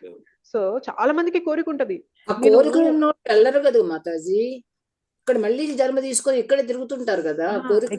కోరికున్న వ్యక్తి వేదాల్లో ఇచ్చిన విధంగా యజ్ఞ యాగ తపాదులు చేసి వాళ్ళు నేను ఉన్నత లోకాలకు వెళ్ళి ఎంజాయ్ చేయాలి అనే భావంతో వాళ్ళు వేదాలని అనుసరించి చేశారనుకోండి, వెళ్తారు ఆ ధామానికి, స్వర్గలోకానికి వెళ్తారు వాళ్ళు. కోరికలు ఉన్నాయి, ఆ కోరికని తీర్చుకోవడానికి నేను వేదాలని వాడుకొని, వేదాల్లో ఇచ్చింది ఎందుకు చేస్తున్నానంటే భగవంతుని ప్రీత్యార్థం కాదు, నా ప్రీతి కోసం నేను ఎంజాయ్ చేయాలి, ఆ భావంతో చేశామనుకోండి స్వర్గలోకాలకి వెళ్తాం, వెళ్ళి అక్కడ సుఖభోగాలు అనుభవిస్తాం. కానీ దట్ ఈస్ టెంపరరీ, అది కూడా అనిత్యమే. సమయం గడువు గడిచిపోయింది అనుకోండి, తిరిగి మళ్ళీ ఇక్కడికి వెళ్ళిపోతాం అనమాట. ఎలా అంటే ఇప్పుడు మన దగ్గర కార్డు ఉంది, డెబిట్ కార్డ్ ఉంది, డెబిట్ కార్డ్ తీసుకొని మనం షాపింగ్ చేస్తూ ఉన్నాం. దాంట్లో నా దగ్గర ఒక 10,000 15,000 ఉన్నాయి. నేను వెళ్ళాను షాపింగ్ మాల్కి వెళ్ళాను, బట్టలు అవి కొంటూ ఉన్నాను, ఫటాఫటా నాకు నచ్చింది అన్నీ కొన్నాను. 15,000 లోపు వాళ్ళు ఇస్తారు, ఇదో కార్డ్ ఇచ్చాను. నేను 20,000 తీసుకెళ్లి 20,000 ఐటమ్స్ తీసుకెళ్లి కార్డ్ ఇచ్చినప్పుడు ఏమంటారు, ఇదంతా ఎలా చేయము, జస్ట్ 15,000 మాత్రమే ఉంది మీ లిమిట్ లో, ఇవి పక్కన పెట్టి ఇంతవరకే వస్తుంది అని చెప్తారు, మిగిలింది పక్కకు పడేస్తారు. సిమిలర్లీ మనం కూడా ఎంతైతే క్రెడిట్ సంపాదించుకున్నామో దానికి తగ్గ వ్యవధి వరకే అక్కడ ఉంటామన్నమాట. ఎంత పుణ్యం సంపాదించుకుంటామో అంతకి తగ్గ కాలం వరకే అక్కడ ఉంటాం. అది పుణ్యం క్షీణించింది అనుకోండి, క్షీణే పుణ్యే మర్త్యలోకం విశంతి అంటారనమాట. అది పుణ్యం అనేది క్షీణించి అది అయిపోయింది, జీరోకి వచ్చేసింది అనుకోండి, తిరిగి ఇక్కడికి వచ్చేస్తాం. కానీ భక్తి చేసినప్పుడు మనకి ఏమైంది తెలుసా, స్వర్గలోకం బ్రహ్మలోకం ఇవేవి కాదు, డైరెక్ట్ గా భగవద్ధామానికి వెళ్ళిపోతాం. ఇంకా ఒక్కసారి అక్కడికి వెళ్ళామనుకోండి తిరిగి రావాల్సిన అవసరం లేదు, మళ్ళీ తిరిగి రావాల్సిన అవసరం లేదనమాట. అందుకని భగవంతుడు నొక్కి చెప్తున్నారు, నన్నెవరైతే పొందుతారో పునర్జన్మ వారికి లేదు. కానీ నువ్వు ఆ బ్రహ్మ భువనాల్లోకా పునరావర్తిన అర్జున. బ్రహ్మలోకం నుండి స్వర్గలోకం నుండి ఏ లోకానికి వెళ్ళు, ఈ భౌతిక జగత్తులో 14 లోకాల్లో ఏ లోకాలకు వెళ్ళినా కూడా నువ్వు తిరిగి జన్మించాల్సిందే. కానీ నా భక్తి చేసుకున్నవాడు నా ధామానికి వచ్చాక తిరిగి జన్మించాల్సిన అవసరం లేదు. కష్టపడేది ఏదో దీనికోసం కష్టపడాలి కదా మనం. స్వర్గలోకాలు ఊరికే వెళ్ళిపోతారా? కాదు కదా, దానికి కూడా కొన్ని ప్రొసీజర్స్ ఉంటాయి, అవి ఫాలో అవ్వాలి, కష్టపడాలి, ఆస్టెరిటీస్ తపస్యలు చేయాలి. అవన్నీ చేశాక స్వర్గలోకాలకు వెళ్తూ ఉంటారు, బ్రహ్మలోకాలకు వెళ్తూ ఉంటారు. బ్రహ్మదేవుడు కూడా అవ్వచ్చు జీవుడు. ఒక జీవుడు ఇవాళ ఇలా మానవ జన్మలో ఉన్న వ్యక్తి బ్రహ్మ పొజిషన్ కి కూడా వెళ్ళొచ్చు అనమాట. కానీ ఏం ప్రయోజనం? Everything is temporary. కాకపోతే ఇక్కడ మనకి 100 సంవత్సరాలు ఉండొచ్చు, అక్కడ 10,000 సంవత్సరాలు ఉండొచ్చు. బ్రహ్మదేవుడికైతే ఒక్క రోజులోనే మనకి ఈ 4 యుగాలు ఉన్నాయి కదా, సత్యయుగం, త్రేతాయుగం, ద్వాపర యుగం, కలియుగం. ఆయన ఒక్క పగలులో ఇట్లాంటి యుగాలు 1000 నడుస్తాయంట ఆయన ఒక్క రోజులో. అర్థమవుతుందా? మనకి ఎంత ఆయుష్ అంటే రోజుకి 24 గంటలు, అట్లాంటివి 30 రోజులు, అట్లాంటివి 12 నెలలు, అట్లాంటివి గట్టిగా చెప్తే మనకి 100 సంవత్సరాలు బ్రతుకుతాం, అవునా? కానీ బ్రహ్మదేవుడి ఆయుష్ ఎంత ఉంటది అంటే మన 4 యుగాలని ఇంటూ 1000 సార్లు మనం చేస్తే ఎన్ని సంవత్సరాలు వస్తాయో అది బ్రహ్మదేవుడి యొక్క 12 గంటల సమయం. సో వ్యవధి ప్రకారం అవి చాలా ఎక్కువ కాలం ఉండొచ్చు, కానీ ఎంత ఉన్నా కూడా అది అనిత్యమే. ఇంత సమయం, ఇంత సమయమా అనుకుంటాం, కానీ ఇంత సమయంలో మీకు ఇంతకు ముందు మనం 7వ అధ్యాయంలోనూ ఎప్పుడో చర్చించుకున్నప్పుడు చెప్పాను ఏంటి అంటే, ఈ విశ్వం ఎలా సృష్టింపబడుతుంది అంటే భగవంతుడు ఒక్కసారి శ్వాసని వదిలినప్పుడు ఆయన స్వేద గ్రంథుల నుండి బ్రహ్మాండాలు బయటకు వస్తాయి, మళ్ళీ శ్వాసని తీసుకున్నప్పుడు అవన్నీ కూడా భగవంతుని శరీరంలోకి వెళ్ళిపోతాయి. అంటే ఇంత వ్యవధి ఉన్న బ్రహ్మదేవుడు కూడా భగవంతుని దృష్టిలో ఒక శ్వాస వదిలి శ్వాస పీల్చుకునే లోపు బ్రహ్మదేవుడు ఇంత సమయం నడుస్తుంది. అంటే నేనేం చెప్పాను, అది ఒక్కరోజు చెప్పాను. బ్రహ్మదేవుడికి అలాంటి పగలుంటుంది, రాత్రి ఉంటుంది, అలాంటివి 30 రోజులు ఉంటాయి, అలాంటివి 12 నెలలు ఉంటాయి, అలాంటివి 100 సంవత్సరాలు ఉంటాయి. ఇంత వ్యవధి కూడా భగవంతుని యొక్క ఒక్క శ్వాసలో అయిపోతుంది అంటే ఆయన ఇంకెంత గొప్ప వ్యక్తి ఆలోచించండి భగవంతుడు. అర్థమవుతుందా? 4 యుగాలు 1000 సార్లు వేస్తే ఒక పగలు బ్రహ్మదేవుడికి, అలాంటి రాత్రి ఉంది, అలాంటి 30 రోజులు ఉన్నాయి, అలాంటి 12 నెలలు ఉన్నాయి, అలాంటి 100 సంవత్సరాలు ఉన్నాయి. ఇదంతా కూడా భగవంతుని దృష్టిలో అయిపోయింది బ్రహ్మదేవుడి సమయం అయిపోయింది. ఇంకా ఆయన ఎంత గొప్ప వ్యక్తి, ఎంత అంటే మనకి మన ఊహలకి అందనంత ఇదిలో ఎట్లా ఉన్నారు ఆయన అనేది మనం అర్థం చేసుకోవచ్చు అనమాట. ఇది విష్ణువు మళ్ళీ మనకి ఏమంటారు అంటే విష్ణువు మళ్ళీ మనకి అనిరుద్ధ, ప్రద్యుమ్న ఇట్లా 4 చతుర్వ్యూహ అంటారనమాట. వారి నుండి వస్తారు, వారి పైన బలరాం ఉంటారు, వారి పైన కృష్ణ ఉంటారు. సో కృష్ణ ఇంకా ఏ లెవెల్లో ఉంటారు ఆలోచించండి. అసలు మనం అంచనా కూడా వెయ్యలేం, మన ఊహకు కూడా అందరనమాట ఆయన గొప్పతనం అనేది. అలాంటి భగవంతుడు కేవలం భక్తికి లొంగిపోతున్నాడు.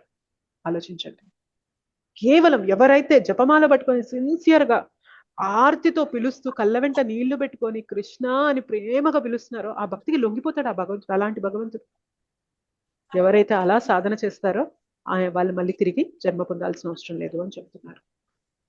ఓకే, సో ఇవి మనకి 8వ అధ్యాయంలో 15, 16 శ్లోకాలు.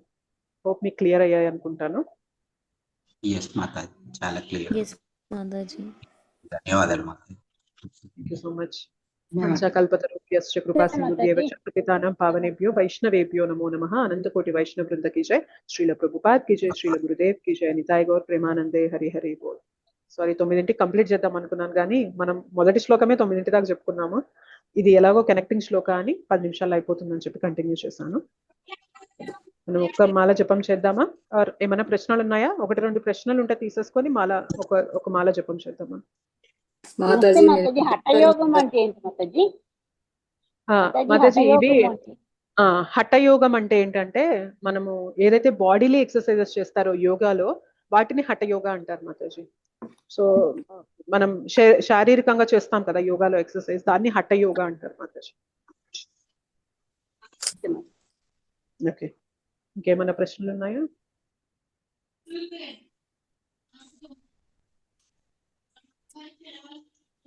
మీరు ఇంత చెప్పారు మాతాజీ. మనం భగవంతుడు పొందాలంటే ఎంత భక్తి చేస్తే పొందగలుగుతాం మాతాజీ? మీరు మాటల్లోనే ఇంత చెప్పారు, మరి మనం చేతల్లో చేయాలి. మరి ఎంత చేస్తే మనం ఇప్పుడు చేసేది ఎంత మాతాజీ?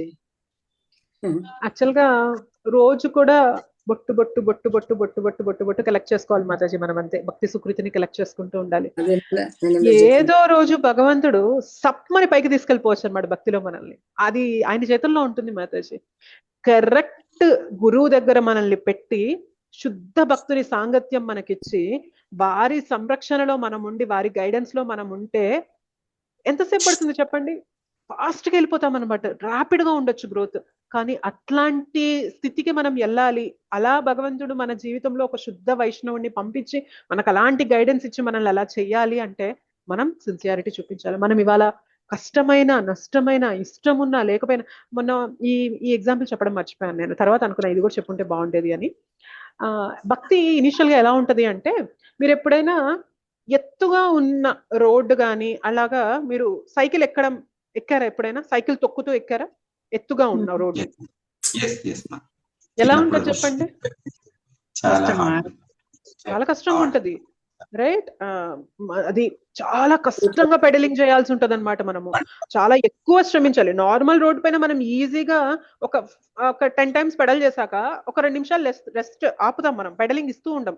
ఆగితే అదే కొంచెం దూరం ముందుకెళ్తుంది, మళ్ళీ తర్వాత మళ్ళీ పెడలింగ్ ఇస్తే మళ్ళీ కొంత దూరం ముందుకెళ్తుంది. నార్మల్ రోడ్ లో అలా జరిగింది. కానీ ఎత్తుగా ఉన్న రోడ్ లో ఏం చేయాలి? నార్మల్ పెడలింగ్ కన్నా కానీ చాలా బలంగా తొక్కాలి. మనం బలంగా తొక్కితే బలంగా తొక్కి తొక్కి తొక్కి తొక్కి తొక్కగా అది కొంచెం కొంచెం కొంచెం కొంచెం కొంచెం కొంచెం వెనక్కి ముందుకెళ్తూ ఉంటది. అదే మనం ఆపేసాం అనుకోండి ఏమైపోయింది? బ్యాక్ టు స్క్వేర్ వన్ అయిపోతుంది. మళ్ళీ మనం ఎక్కడ మొదలు పెట్టామో అక్కడికి వచ్చేస్తాం, రైట్? కిందకి వచ్చేస్తాం కదా. ఎత్తుగా ఉంది, ఇట్లా ఉంది, మనం కష్టపడి తొక్కుతుంటేనే ఒక్కొక్కరు ఎక్కుతూ ఉంటాం. బట్ ఆలోచించండి, ఒకసారి రోడ్డు ఈ చివరి దాకా వెళ్ళిపోయింది, అయితే రోడ్డు నెక్స్ట్ ఎలా ఉంది అంటే ఇట్లా ఉంది, కొండలాగా ఇట్లా ఉంది అనుకోండి. కొండ ఉంది అనుకోండి, మనం ఇక్కడ మొదలు పెట్టాం, ఇక్కడ మొదలు పెట్టి ఇట్లా తొక్కుతూ తొక్కుతూ ఇక్కడ దాకా వచ్చాం. ఇప్పుడు నెక్స్ట్ కొండ ఇలా ఉంది, ఓకే? ఇప్పుడు కొండ చెరి ఇప్పుడు కిందకు ఉన్నది అనమాట. ఇప్పుడు ఇక్కడ మనం తొక్కాలా ఇంకా చెప్పండి సైకిల్? అవసరం లేదు, జస్ట్ మనం అలా ఉంటే చాలు, అదే వెళ్ళిపోతూ ఉంటది. అదే బై గ్రావిటీ మనం కిందకి వెళ్ళిపోతూ ఉంటాం, ఇంకా తొక్కర్లా, ఈజీ అయిపోతుంది. భక్తి కూడా ఇలానే ఉంటుంది డియర్ డివోటీస్. ఇనిషియల్ గా భగవంతుని నామం పైన రుచి వచ్చే వరకు చాలా కష్టంగా ఉంటది, చాలా కష్టపడాలి. మాల తీయాలనిపించదు, మాల తీసి చేస్తున్నా గానీ మనస్సుని లాక్కు రావాలనిపించదు. అబ్బా ఎంత కష్టంగా ఉంది మనస్సుని లాక్కు రావడం అనిపిస్తుంది. బట్ గుర్తుపెట్టుకోండి, దీనికి కూడా ఒక పీక్ దాకా ఉంది. అక్కడికి చేరామంటే ఆ తర్వాత అసలు ప్రయాసే లేదనమాట. ఆటోమేటిక్ గా చెయ్యి మాల పట్టేసుకుంటది, చేతులు మాలను తిప్పేస్తూ ఉంటాయి, నాలుక పైన నామమే తిరుగుతూ ఉంటుంది, మనకి ఇంకా ఏ చేతన కూడా ఉండదన్నమాట. భగవంతుడి పైన చేతన వెళ్ళిపోయింది. బట్ ఆ స్థితికి మనం వెళ్ళాలి అంటే మాత్రం కష్టపడాలి. మీరు అడిగారు కదా మాతాజీ ఇప్పుడు, సో కొంత దూరం మనం కష్టపడాలి మాతాజీ. ఆ కష్టపడేది ఎలా అంటే అందరం సాంగత్యంలో ఉండి ఇలా మనం తెలుసుకున్న విషయాలు షేర్ చేసుకుంటూ భగవంతుని గురించి వింటూ ఆ కష్టం అనేది కొంచెం మనకి ఇలా సాంగత్యంలో ఉన్నప్పుడు తగ్గిపోతుంది. బట్ ఇలా కొంతకాలం మనం పయనించగా భగవంతుడి కృప కలిగిద్ది మాతాజీ. నిజంగా దిస్ సోల్ ఈజ్ సిన్సియర్. ఈ మాతాజీ సిన్సియర్గా ఉన్నారు, ఈ ప్రభుజీ సిన్సియర్గా ఉన్నారు, వీరికి కృపనివ్వాలి. శ్రీమతి రాధారాణి చూస్తూ ఉంటారు కదా, మనం హరే కృష్ణ హరే హరే అని అన్న ప్రతిసారి శ్రీమతి రాధారాణి చూస్తూ ఉంటారు. సో తండ్రి హృదయం కన్నా తల్లి హృదయం చాలా కోమలంగా ఉంటది కదా, ఎస్ ఆర్ నో? సో తల్లి మన కష్టం చూసి చెప్తుంది అనమాట, అంత కష్టపడుతున్నాడు పాపం నీ నామం చెప్పడానికి, మనస్సుని లాక్కు రావడానికి, కొంచెం నీ కృపనివ్వచ్చు కదా అని చెప్పి రాధారాణి కృష్ణని రికమెండ్ చేస్తుంది అనుకోండి, కృష్ణకి ఇంకా నో చెప్పే ఛాన్స్ లేదనమాట. నువ్వు రికమెండ్ చేస్తే నేను ఇవ్వాల్సిందే కృప అంటారు కృష్ణ, రైట్? సో మనం చేయాల్సింది అంతే, సిన్సియారిటీ చూపించాలి. కష్టమైనా కానీ నేను సిన్సియర్ గా ఉంటాను కృష్ణ. సరే నాకు చేత కావట్లేదు కానీ నా ప్రయత్నంలో నేను సిన్సియర్ గా ఉంటాను. నేను అంత గొప్ప భక్తుడిగా అనర్థాలు అనేవి జయించలేకపోవచ్చు, కానీ నేను సిన్సియర్ గా ఉంటాను. మీ ప్రీతి కోసం కొంచెమైనా మారడానికి నేను ప్రయత్నం చేస్తూ ఉంటాను కృష్ణ అని మనం సిన్సియారిటీ చూపించామనుకోండి, కృపను అట్రాక్ట్ చేసేస్తాం డియర్ డివోటీస్. అంతే, ఆ కృపతో మనం చాలా నెట్టేసుకుని రావచ్చు భక్తిలో. హరే కృష్ణ. థ్యాంక్ యూ మాతాజీ. మళ్ళీ క్వశ్చన్ కి కూడా క్లాస్ అంతా చెప్పారేంటి మాతాజీ అనుకుంటారు. లేదు మాతాజీ, అది చిన్నగా అనిపిస్తున్నాయి అవి ఉదాహరణలు, కానీ మీరు చాలా లోతుగా చెప్తున్నారు మాతాజీ, మంచిగా మాకు అర్థమయ్యేటట్టు Mataji. Thank you Mataji.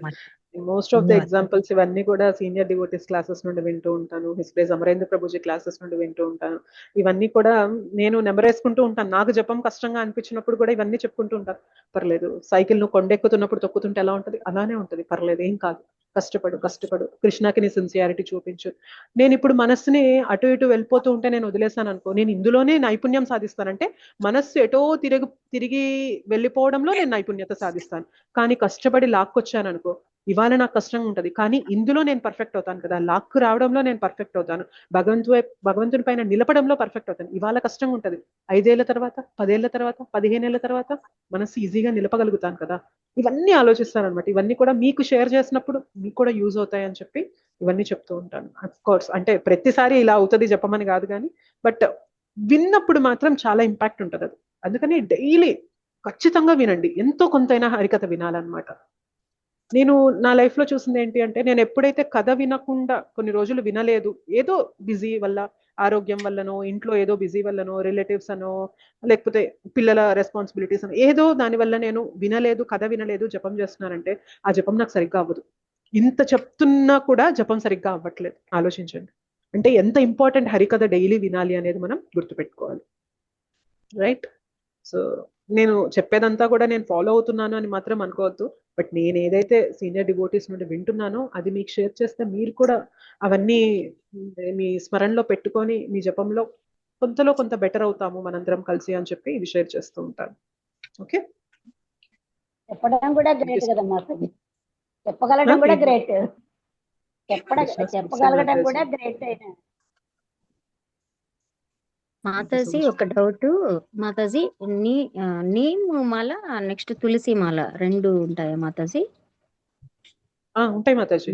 Sandalwood కూడా ఉంటది మాతాజీ, చందనంతో ఉండేవి కూడా ఉంటాయి, చాలా రకాలు ఉంటాయి మాతాజీ. బట్ అందరూ కూడా డివోటీస్ నీమ్ తోనే చేస్తారు మోస్ట్లీ. ఎందుకంటే తులసితో చేయాలి అంటే అందరూ 4 రెగ్యులేటివ్ ప్రిన్సిపల్స్ ఫాలో అవ్వరు కదా మాతాజీ. ఇనిషియల్ గా ఒక మాల జపం చేసే వాళ్ళు ఇంట్లో ఆనియన్ గార్లిక్ తింటూ ఉంటారు, టీ కాఫీ తాగుతూ ఉంటారు, ఇవన్నీ ఉంటాయి కాబట్టి తులసి మాల యూజువల్ గా ప్రిఫర్ చేయరు, నీమ్ తో చేస్తారు, నీమ్ మాలతో. బట్ మీరు ఇవన్నీ ఫాలో అవుతున్నారు అంటే కనుక తులసి మాలతో కూడా చేసుకోవచ్చు. అంటే తెలీదు, నీమ్ మాలతో మేము చేస్తున్నాము, నాకు డివోటీ ఇచ్చారు. బట్ మా పాప వాళ్ళు టెంపుల్ కి వెళ్ళినప్పుడు అది తులసి మాల తీసుకుని చేస్తున్నారంటే ఈ డివోటీ చెప్పారు, తులసి మాల అయితే మనం చేయకూడదు, వాళ్ళు కొన్ని దానికి నియమాలు ఉంటాయి అన్నట్లు. నియమాలు ఉంటాయి, నియమాలు ఫాలో అయితే తులసి మాల పైన కూడా చేయొచ్చు. ఇనిషియల్ గా కొత్తగా వచ్చిన డివోటీస్ అందరూ కూడా అన్ని నియమాలు ఫాలో అవ్వరు అని చెప్పి యూజువల్ గా నీమ్ మాల పైన చేయమని సజెస్ట్ చేస్తారు మాతాజీ. ఇప్పుడు యాక్చువల్ గా తులసి మాల గురువు దగ్గర దీక్ష తీసుకున్నప్పుడు గురుదేవుల వారు ఇస్తారు తులసి మాల, అలా మనం తీసేసుకొని చేస్తారు. టెంపుల్ అలా ఇవ్వరు, మామూలుగా గురువు నుంచి ఇస్తారు అని ఆవిడ అన్నారు. కానీ వీళ్ళు తెచ్చుకున్నారు. కొన్ని టెంపుల్స్ లో ఇవ్వచ్చు, కొన్ని టెంపుల్స్ లో మేబీ మాల లేక ఇవ్వచ్చు కానీ, బట్ మనం నిత్యంగా చేస్తున్నప్పుడు మాత్రం మనం నియమాలు ఫాలో అయితే తులసి మాల పైన చేయండి, నియమాలు అన్ని ఫాలో అవ్వలేకపోతున్నాం అన్న స్థితిలో ఉంటే నీమ్ మాల పైన చేయండి. ఓకే మాతాజీ, థ్యాంక్ యూ మాతాజీ. Thank you Mataji. ఓకే, మనందరం కలిసి ఒక మాల జపం చేద్దామా మరి అనుకున్న విధంగా? పర్వాలేదా, ఉంటారా ఒక 8 to 10 minutes? ఓకే, సో ఎవరైనా లీడ్ తీసుకొని చేస్తారా ఆర్ నన్నే చేయమంటారా? నేను చేస్తాను మాతాజీ, మీరు చేయమంటే చేస్తాను. షూర్ ప్రభుజీ, మీరు చేయండి ప్రభుజీ. మనకి శ్రీల ప్రభుపాద్ ప్రణాతి మంత్ర చెప్పి జై శ్రీ కృష్ణ చైతన్య చెప్పేసి చేయండి ప్రభుజీ ఒక మాల. సో ప్రతి ఒక్కరు కూడా మనసులో అనుకోండి, ఈ మాల ఏదైతే చేస్తున్నాం, మిగిలిన వాళ్ళందరూ మ్యూట్ లో ఉండి, నేను కూడా మ్యూట్ లోనే ఉంటాను, మిగిలిన అందరం కూడా మ్యూట్ లో ఉండి చేద్దాము. అయితే మీరు చేసే ముందు ఒక్కసారి సంకల్పం, అంటే నేను ఏదైతే ఈ మాల చేస్తున్నానో ఇది హిస్ హోలీనెస్ జయపతాక్ స్వామి మహారాజ్ వారి యొక్క ఆరోగ్యం బాగవ్వాలి అనే ప్రార్థనతో నేను ఈ మాల చేస్తున్నాను కృష్ణ అని చెప్పి మనసులో తలుచుకొని ఈ మాల మొదలు పెట్టండి. ఓకేనా? మిగిలిన వాళ్ళందరూ దయచేసి మ్యూట్ లో ఉండండి, లేదంటే ఆగండి ప్రభు, నేను మిమ్మల్ని మాత్రమే అన్మ్యూట్ చేస్తాను. మధ్య మధ్యలో అన్మ్యూట్ అవుతూ ఉంటారు, డిస్టర్బెన్స్ వస్తుంది. మీరు అన్మ్యూట్ చేసుకోండి. ధన్యవాదాలు మాతాజీ. जय श्री कृष्ण चैतन्य प्रभु नित्यानंद श्री अद्वैत गदाधर श्रीवासादि गौर भक्त वृंदा। हरे कृष्णा कृष्ण कृष्ण हरे हरे, हरे राम राम राम हरे हरे, हरे कृष्णा कृष्ण कृष्ण हरे हरे, हरे राम राम राम हरे हरे, हरे कृष्णा कृष्ण कृष्ण हरे हरे, हरे राम राम राम हरे हरे, हरे कृष्णा कृष्ण कृष्ण हरे हरे, हरे राम राम राम हरे हरे, हरे कृष्णा कृष्ण कृष्ण हरे हरे, हरे राम राम राम हरे हरे, हरे कृष्णा कृष्ण कृष्ण हरे हरे, हरे राम राम राम हरे हरे, हरे कृष्णा कृष्ण कृष्ण हरे हरे, हरे राम राम राम हरे हरे, हरे कृष्णा कृष्ण कृष्ण हरे हरे, हरे राम राम राम हरे हरे, हरे कृष्णा कृष्ण कृष्ण हरे हरे, हरे राम राम राम हरे हरे, हरे कृष्णा कृष्ण कृष्ण हरे हरे, हरे राम राम राम हरे हरे, हरे कृष्ण कृष्ण कृष्ण हरे हरे, हरे राम राम हरे हरे, हरे कृष्ण हरे राम राम राम हरे हरे, हरे कृष्ण कृष्ण हरे हरे, हरे राम राम हरे हरे, हरे कृष्ण कृष्ण हरे हरे, हरे राम राम हरे हरे, हरे कृष्ण कृष्ण हरे हरे, हरे राम राम हरे हरे, हरे कृष्ण कृष्ण हरे हरे, हरे राम राम हरे हरे, हरे कृष्ण कृष्ण हरे हरे, हरे राम राम हरे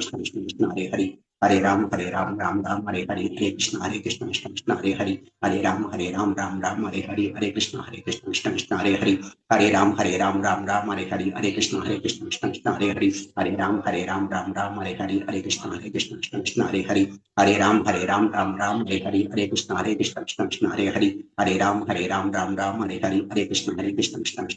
हरे राम राम हरे हरे, हरे कृष्ण कृष्ण हरे हरे, हरे राम राम हरे हरे, हरे कृष्ण कृष्ण हरे हरे, हरे राम राम हरे हरे, हरे कृष्ण कृष्ण हरे हरे, हरे राम राम हरे हरे, हरे कृष्ण कृष्ण हरे हरे, हरे राम राम हरे हरे, हरे कृष्ण कृष्ण हरे हरे, हरे राम राम हरे हरे, हरे कृष्ण कृष्ण हरे हरे, हरे राम राम हरे हरे, हरे कृष्ण कृष्ण हरे हरे, हरे राम राम हरे हरे, हरे कृष्ण कृष्ण हरे हरे, हरे राम राम हरे हरे, हरे कृष्ण कृष्ण हरे हरे, हरे राम राम हरे हरे, हरे कृष्ण कृष्ण हरे हरे, हरे राम राम हरे हरे, हरे कृष्ण कृष्ण हरे हरे,